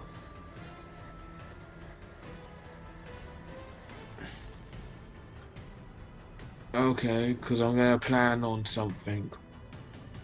Because it's 30, I can control it. It's 30 feet range. Right.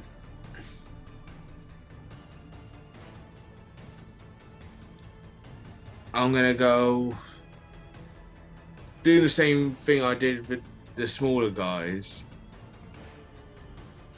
Gonna go place my hands on the ground and make like a sinkhole where he's standing. All right. So if he's holding the cannon, Yep. and he gets sunk like 5 feet down, I'm more thinking that he's gonna push it up, push the cannons up. Possibly. So Let's see what happens. now I'm gonna go spend my action doing that. Do I need to roll a saving throw at all? Let's see.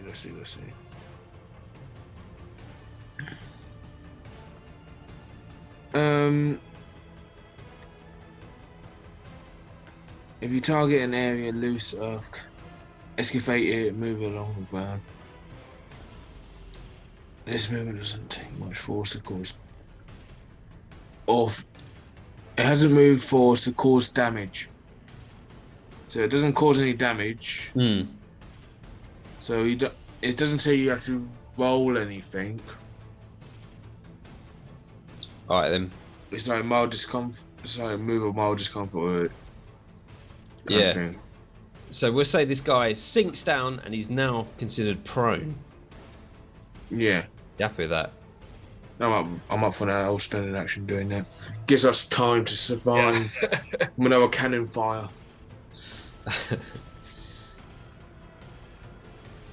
All right, nice one, Kenneth. But that, mate. Oh, yeah. I'm just. This is down to viewers' DM's transgression. Themes get sunk. Do you class that as moving? Yeah. So roll that 2d4. 2d4. Yeah. Yeah, man, I'm happy with that. But if he's getting dragged down through it, that's gotta be worse. Yeah, he's going right through it. Oh, the face. Okay, 2d4. I'm more thinking of the poor genitals. Oh man. Getting fours Oh. on your Jack and Danny. That's 7. 7 as well, Oh man. my god. Oh! Sinks down. He's like, There was will not save you now, boy. scraped up, slashed up to pieces, like, and I'm happy yeah. with that. You happy? Okay, so Kenneth. Teamwork. All right. Yeah, Genasi style. Okay, so Kenneth is. Let me just double check his bonus actions now. Sorry, I'm trying to get the hang of these. Vogues, man. Vogues. Fast hands, you can use a bonus action granted by a cunning action to make a sleight of hand. Something different. What I'm asking basically is, can he move and shoot? Yes, you can do something if you ask. If you can do whatever you want. Just ask me, and I will try and make it happen. Right, yeah. So I'm going to try and fire a bolt at your man with the torch, Yep. and then use his dash to move up after that.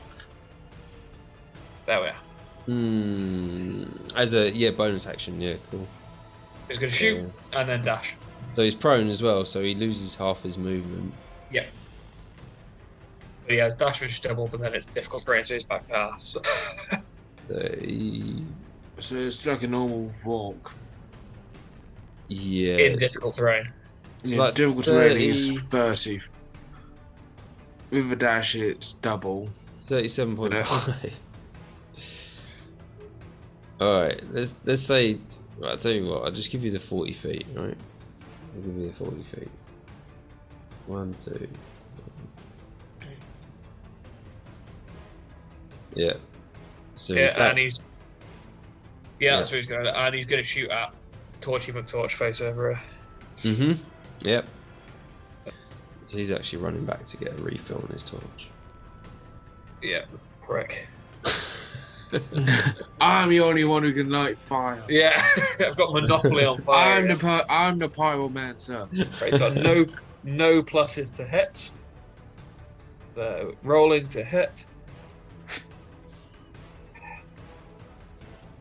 After 4.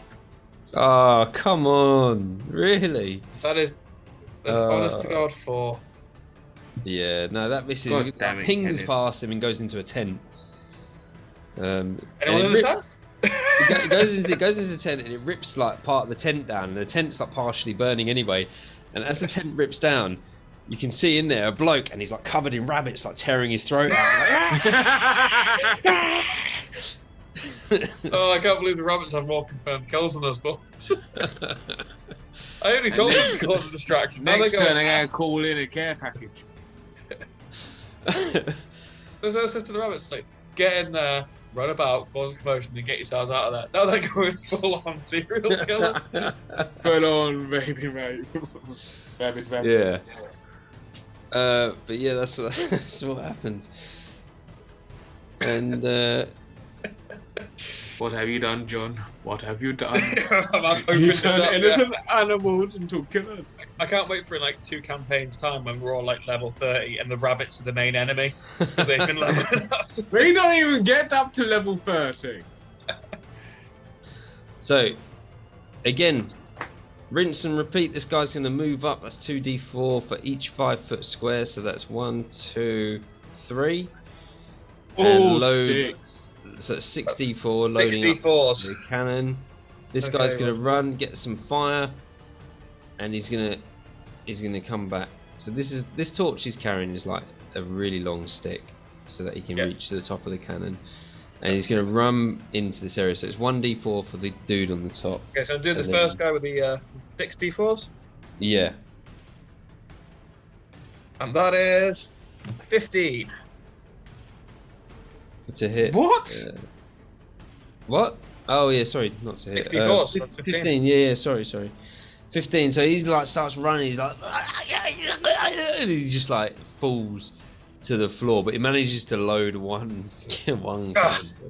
No, I can't even be mad at him for that. Fair play. One cannonball. And then the other guy just takes the normal 2d4, yeah? Yeah, that's it. And he's taken 3. 3. Okay, so he takes 3. So he comes back. He's like, ah, ooh. And, Bastard. Oh, twat. yeah. And he's looking. He's like bleeding quite heavily actually. Then big beastie boy at the back gets his deadlift on the go. From being prone. Damn. Oh no, he gets up. And it takes half his movement, which is 15 feet. So that's 6d4. 6. Oh my god. Rip him, man.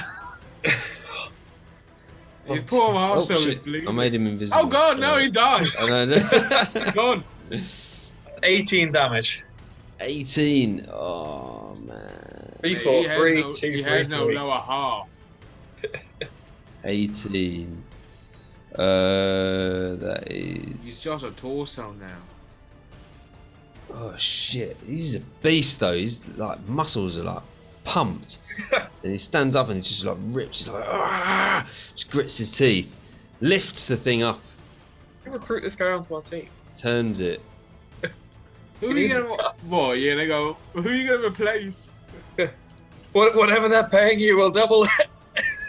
And he They're not fires getting paid at all. We got fuck all money. the Sounds like Kenneth's giant Linko. the fuse goes down and massive explosion from the top cannon only this time. And I need a dexterity saving throw from both of you. I don't think Fred has still got his patient defense. Yeah, he has No, actually. he's still got patient defense. But it's an area of effect, so he doesn't. Yes, but he's got fucking good skills So- on. Yeah. And what I'll allow Fred to On do as a dex. reaction, if you really want to, is use a key point. Not use a key point. Is use deflect missiles. Even though it's an area of Okay. effect, I will allow that to happen. If I do, so I spend a key. I'm guessing you spend a key point for No, so deflect missiles is you reduce it by so much, it will tell you exactly how to reduce it. And then if you reduce it to 0 hit points, so you receive no damage whatsoever, you can then spend a key point to throw the projectile back, dealing whatever damage it is. 20 feet range though, and I think you've just... one reaction. Yeah, you're within. What was the dex save, John?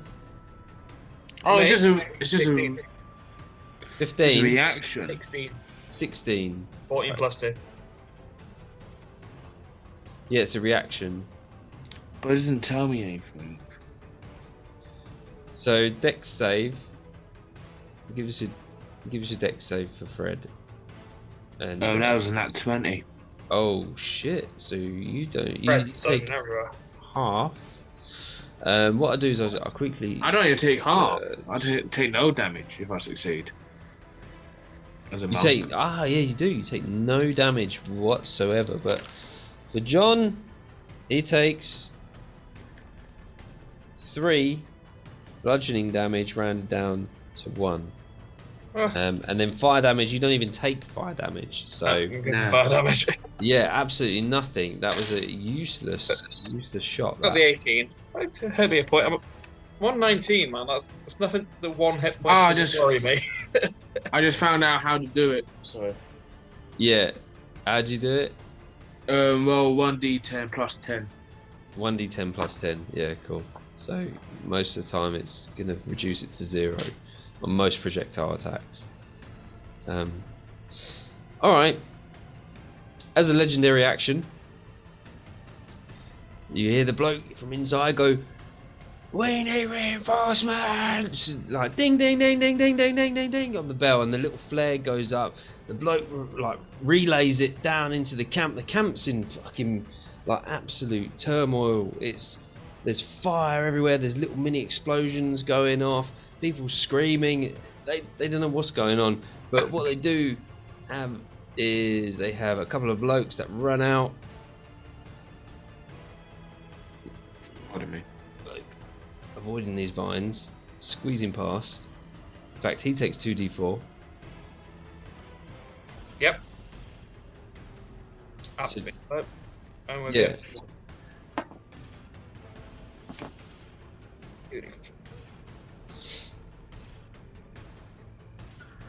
4, 2, 2.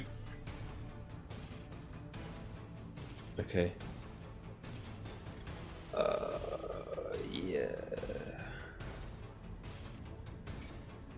Cool. And that's the end of their turn. And I'm not prone this time. Yeah! Great success. I just need to go fight off these rabies and Yeah. calm down my rabbit friends. No, they can go. Viva la Rabbit Lucian. I'm all over it. Rabbits Especially everywhere. It's gonna go come and bite us in the arse. They now have the taste of human flesh. That's it now. So they're going to be attacking the town in the next session. So Yeah. there goes to John. Okay. So I take it they're keeping this cannon fresh with powder and stuff Yeah. somewhere. Can I see the powder supply from where I am? Presumably it's within arm's reach of these guys. If you want, as a bonus action, Hmm? you can investigate. Yeah, say I'll roll and investigate now. Mm-hmm.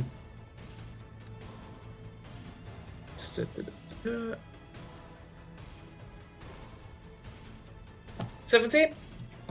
17. You can see that looking at the front of the cannon. So you've got the 3 barrels which are raised up. Underneath, you've got sort of like a shield type thing with a slit for like a viewing slit, whatever it is. And this is, from what you've gathered from the guy, you've heard the voice shouting from inside that he's doing the aiming, he's coordinating it, he's telling the guy to move it, and it's getting loaded with gunpowder from the inside. Alright, am I in range to chuck a fireball into that slit? What's your range on your fireball? 30 feet. Yeah, I think you are. Let's have a check. Yeah, you are. You are within range to chuck a fireball into that slit. Bearing in mind he is in, let's say, with his face in front of the slit, he's in 3/4 cover. I'm not just aiming it, no, I'm just letting it into the slit. As long as it gets in there, the fire will do whatever fire needs to do. I'm not aiming at the guy specifically. Alright. I'm just aiming at the split. Yeah, okay. So rolling to hit with that. 22, 16 plus 6. Nice. Oh my god. Yeah. And it's 2d8 fire damage. Yeah, 9 fire damage onto the inside of that cannon. So 9 fire damage goes onto the inside of that cannon, igniting the gunpowder within. Hang on, let me have a look here. How'd screw up your DM? No, it's cool. I like this. Don't put pen and fire down, see if you don't blow some stuff up, man. Let's see what damage a gunpowder keg does. I kill John now, I swear to God. But look at that AOB effect, right? That's potentially going to go kill up to 5. So, what was your damage? I made 9 damage. 9 damage. Let me just do this. Okay. And now I've got a roll. No, I tell you what, you can roll it 7d6 for the keg exploding inside. 7d6, okay? Yep. 1, 2, 3, 4, 5, 6, 7. At least this is the handy thing about the app. Yeah. Roll. 26. Oh, 26. Alright. So you fire that in, and the guy inside is going to roll a dexterity saving throw. A disadvantage. He's in a box! Disadvantage. Oh my god, and he got a 16 at disadvantage. He ducks and rolls out from underneath into the thorns, taking 2d4 thorn damage. Which I'm going to roll right now. Yeah, that takes us to 7 thorn damage.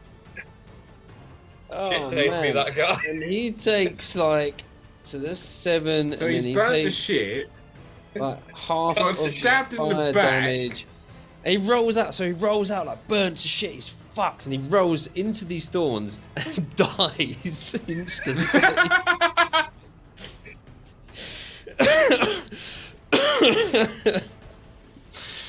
and dies. He manages to escape the full blast, but dies in the thorns outside, which leaves it completely empty. And the guy outside, he also takes that fire damage. Just doing the adjustments here. How what was big that? is the explosive of it? What was it again? The fire damage? The fire damage was 9, I believe. No, sorry, for the keg. Oh Christ! Now you're asking. It Sorry. was 20... 24, 25, 26, something around that. It was 24, maybe. This guy's gonna make a dexterity saving throw. He passes, so let's say 24, so he takes 12 damage. Alright. Yeah, he's pretty rough. The guy holding the thing is rough. That is properly put a spanner in their works. Throwing a right rabbit in the tent. And as the final legendary reaction, the guy is going to turn around and go, "We need help!" Just plead for help. And another guy comes out and he runs in and he gets inside and rolls another keg in with him. Wait, is that cannon not damaged by the cannon has taken significant damage, but it is still operational. It is burnt. You can see all the burning around the cannon barrels. It's taken a lot of, but it's mainly contained within that sort of tank-like structure. But this guy's like rolled in. He takes 1, 2, 6. No, so once he's inside, so he gets in. He takes 2d4 damage from your area. Yeah, thorn damage. Right, thorn damage. 7. And then he's inside, so he takes 7.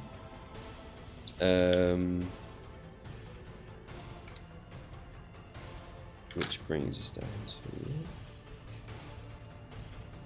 Cool.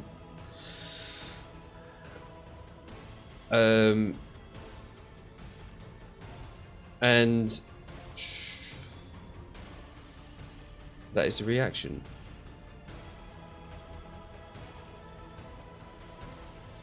And that's them finished. That was your go. Have you got anything else, John? Yeah. Don't go do any more your pyrotechnic. That's all. I've not got any bonus action spells, so that's all my pyrotechnics go. All right, cool. Then that moves to Fred. Okay. So again, that is.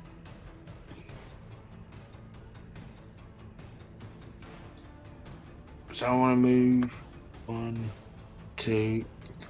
I want to go jump over this. If I could jump over the barricade. All right. To be beside the gunsman. Yeah, sure. Give us an acrobatics check. In fact, what have you got? 5 feet run up there? Give or take, yeah. Acrobatics. Alright. Don't shit on me. The 13 plus 6, so 19. Oh yeah, I thought you were going to say 13 then. So you jump up, you just jump onto one of the spikes and then you jump over. So you successfully over onto the other side and you land in what is not difficult terrain. Hey! But in doing so he's like mid-air. He's going to come down with a battle axe. Alright, well, onto who? Onto the guy on the side. So I'm going to land here, per se. Where? Oh, sorry, yeah, Fred, fucking hell, I moved. Gravel, idiot. Yeah, sure. Yeah, I'm not a flippy shit. So he's going to bow in mid-air. He's going to go come down with his battle axe. Yep.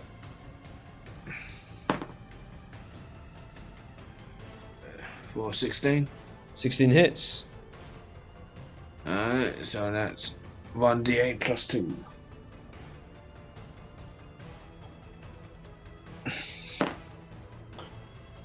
That is max damage, so 8 plus 2, so that's 10 Oh, wow.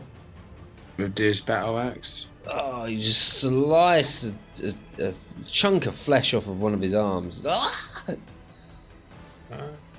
And if he's still kicking, He's still going. he's gonna try use the momentum to go swing again.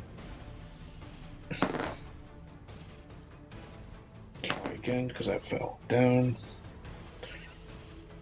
That's 10 plus. That's a 14. Oh, 14 misses, unfortunately. So you slice a chunk off of his arm, and then you swing, and he just like just sucks his gut in and misses. Again, you're gonna go spend another key point. Yep. I'm gonna go try punch him this time. Mm-hmm.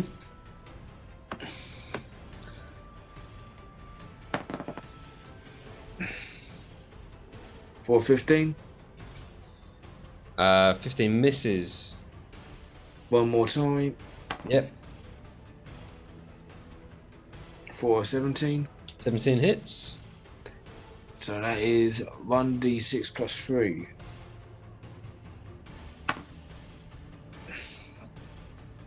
It's for 8 damage. Oh, so you miss him with the axe, and then you punch him in the face. And as a reaction, he. I was gonna go for the throat, you know. Oh, okay. Go for the Adam's apple. Yeah, you go. So he won't scream. Yeah. So he goes, and as a reaction, he jumps back towards the cannon into the tangled mess, which takes Yeah, you. buddy. Oh yeah. So yeah, I should have had these spells a long time ago, man.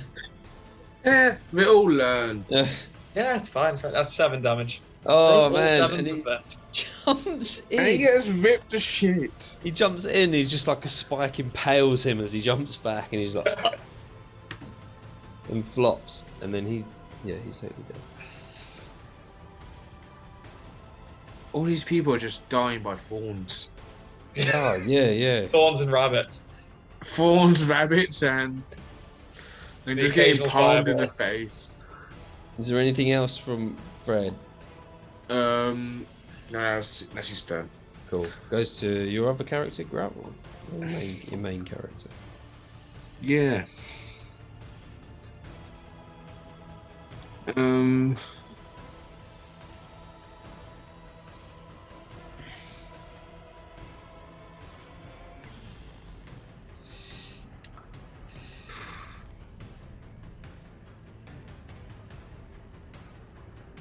Alright.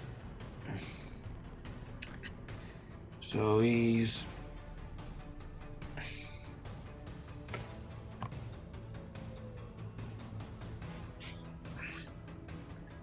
gonna load up the heavy sling Mm-hmm. and just point it blank right in front of the geezer. Point blank at the brigand. Yeah, the guy that just came out around the corner. Yeah. Like, yeah, just point blank. Just shoot a cannon. I got 2, so if I miss, Yeah, misses. no. I said I got 2 cannons left. All right. Okay. Yeah. So if I miss these 2, I have no ammo for the giant sling. Right. Okay. So 13 plus 3, so that's 16. 16 hits. So that was 1d10, wasn't it? Read. Yep, 1d10. Well, that's 9 points of damage. Oh, yeah. Flies in and like smashes him in the chest. You can see it broke a rib. And I will fire again. With my last one. Man. For a 15 to hit. That misses. Unfortunately, it misses, but it hits the huge metal object directly behind. What's the damage? Cool. Another 9 points of damage. 9 points. It gives it a small dent. Cool. But that'll be my turn. Alright. Kenneth. Okay. Straight up, Kenneth's going to fire his bolt at the foremost guy. Yeah. You can see out, just rolling with his crossbow combo. It's been moderately effective so far. Let's hit. And that's rolling. He's got no advantages. That's 13. That misses. Ah, What's So I know Kenneth has got a hand crossbow as well. can you shoot with two different crossbows though? So he can use a hand crossbow as a bonus action. Okay. Well, that has a range of 30. Mm-hmm. Yeah, you're in range. But he'll use that as his bonus action then. So he's got no pluses to hit. And he is rolling and gets a 18. 18 hits. And that's 1d6. It's got 1d6 and then a hyphen in it for each. So is that 1d6 minus 3? Yeah. Yeah. Oh, for God's sake. Okay, 1d6 minus 3. Let's go. Well, he rolled a 1, so... So -2 damage. Yeah, so it heals I mean, him no, slightly. this damage is just 1. Yeah. The guy's slightly rejuvenated by the crossbow bolt. So it It healed him. Yeah. So I'm gonna say it deals a minimum of 1 damage. Yeah. Yeah, definitely. And just like sort of like taps him on the head. Loosens up a tight muscle that was actually aching him before. But... Ooh, thanks very much. Yeah. Acupuncture. Yeah. Right, is Kenneth gonna do anything else? He's done his action and his bonus action. And his yeah. bonus, yeah. Alright, sweet. Right, well, there's only one thing for it. This guy's gonna run in, take 2d4. Yep. Load up the Paying cannons. attacks. Yep. Yep. I'm surprised these guys have the balls to keep doing that. Their only hope is the cannon. Which is semi-damaged. Yeah. 6. 6. Oh, wow. He is in bad shape. He's really bleeding out. But he's still going. And he's going to move out as well and towards Fred. That's another 2d6 then, yeah? Yep. It's 5. 5. And as he does so, he too face plants the floor and dies. This is I think I've just killed as many ridiculous. people with these thorns The as I place have is like player characters in the last fucking... There's blokes running into thorns and just dying from being sliced surprised. up. I'm surprised that the thorns are still effective because they're not just a blanket of corpses on top of them now. People can step on. And there's that going on, and then the whole camp's on fire. There's explosions. There's blokes being torn apart by rabbits. And these guys are still here, like defending the place. Yes, because they'd rather face us than the rabbits. We're the less scary option. I don't know. That big guy's got bleeding lower half. So this guy takes another 2d4 as he runs to get some fire and then runs back. Bet you another 2d4. Yeah. It's 5. He takes 5 and he's like fucked as well. He dives and lights the bitch up as this guy maneuvers it into position.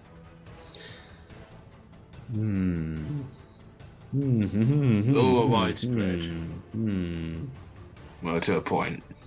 I reckon it'll blow up when it fires because we've warped it too much. We don't know. Right. This guy's just panicking and he's like knocks the torchbearer out the way and he's moved around, actually moved enough into another square, so he takes 2d4 as well. Yeah, 2d4, isn't it? 2d6. Or for both, or just from the big guy? No, the other guy's like not. 4. 2 2s. Yeah. So the other guy takes it as well, actually, because he's been knocked out. This big guy's just like deadlifted the thing, and then just knocks this guy out the way as he's lit. He's knocked him out from max roll. He pushed him out to And so he takes 2d4 as well. Yeah, that was 8. It was 8, and he Damn. is sliced to pieces and face plants the floor with the others. Dead, torchbearer gone. He lits the barricade. But this is lit, and I need a dexterity saving throw from Fred. Oh, it's nice not to be included. At disadvantage because of extremely close range. It will try to use a reaction and try to deflect missile. Yeah, sure. So I'd get the dex save first. Yeah, that's fine. With disadvantage.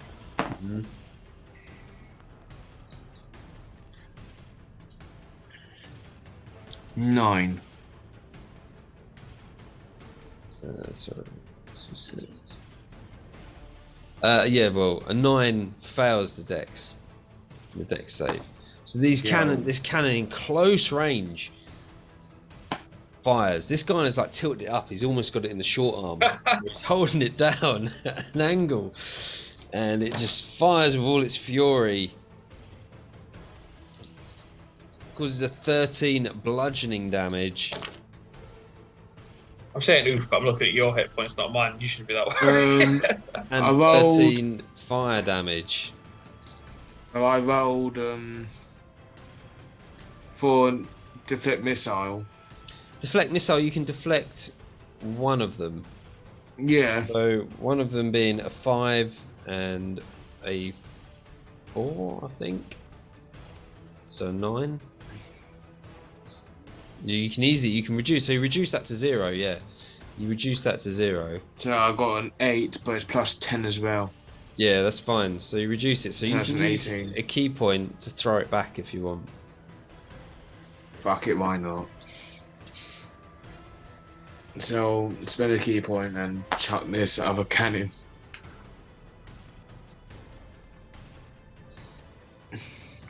So what do you want me to? So you got to throw a ranged attack. So it's a dex. It's just like a dex modifier plus your roll. So he's got darts here. So, and that's a plus 6. So he has proficiency with it as well. So he has his proficiency. You had your dexterity modifier and your proficiency bonus to this. So his dex is a plus 3. Yeah.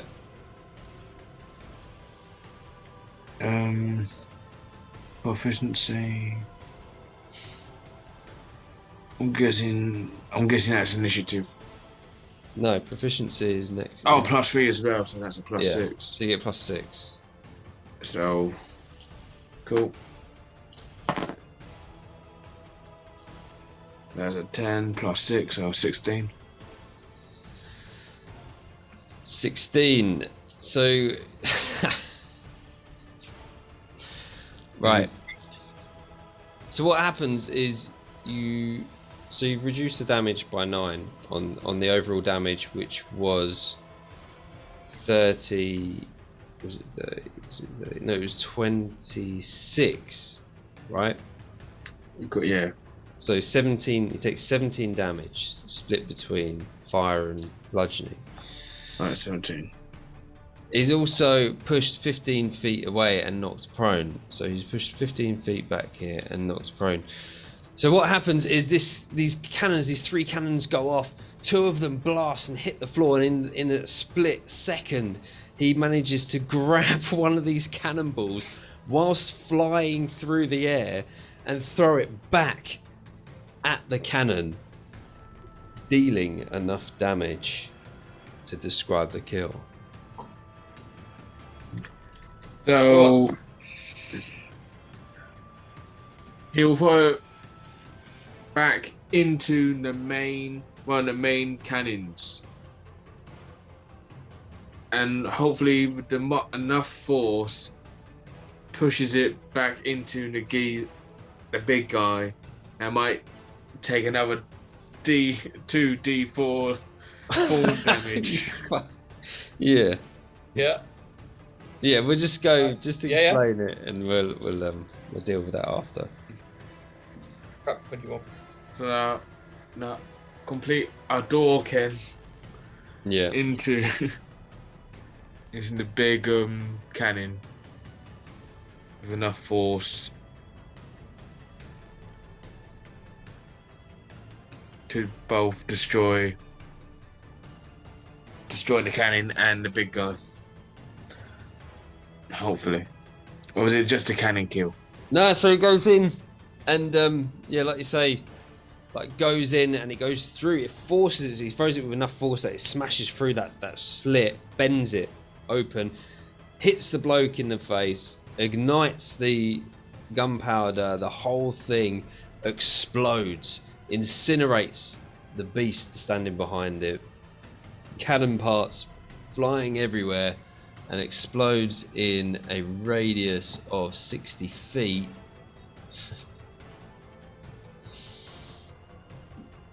Which requires gravel. Oh no!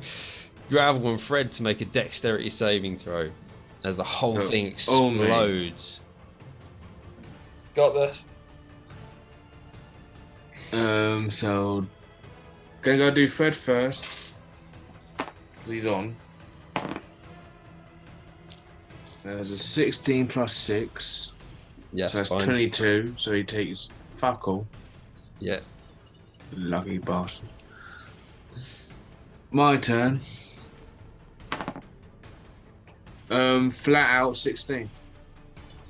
16 survives it, so you take half of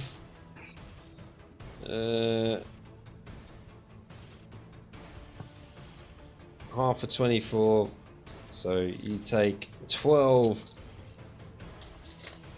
bludgeoning damage. Sorry, we'll do 6 bludgeoning, 6 fire, and you're knocked prone from this huge explosion. And then as you get up from this, you just see that the thing is just a wreck. Everything's on fire. There's blokes running around getting attacked by rabbits, like on fire. The place is just insane. And that ends the combat. Do you want me to stop the share? And yeah, I mean that's where we're going to leave it as well. Oh, fair enough. What a climax.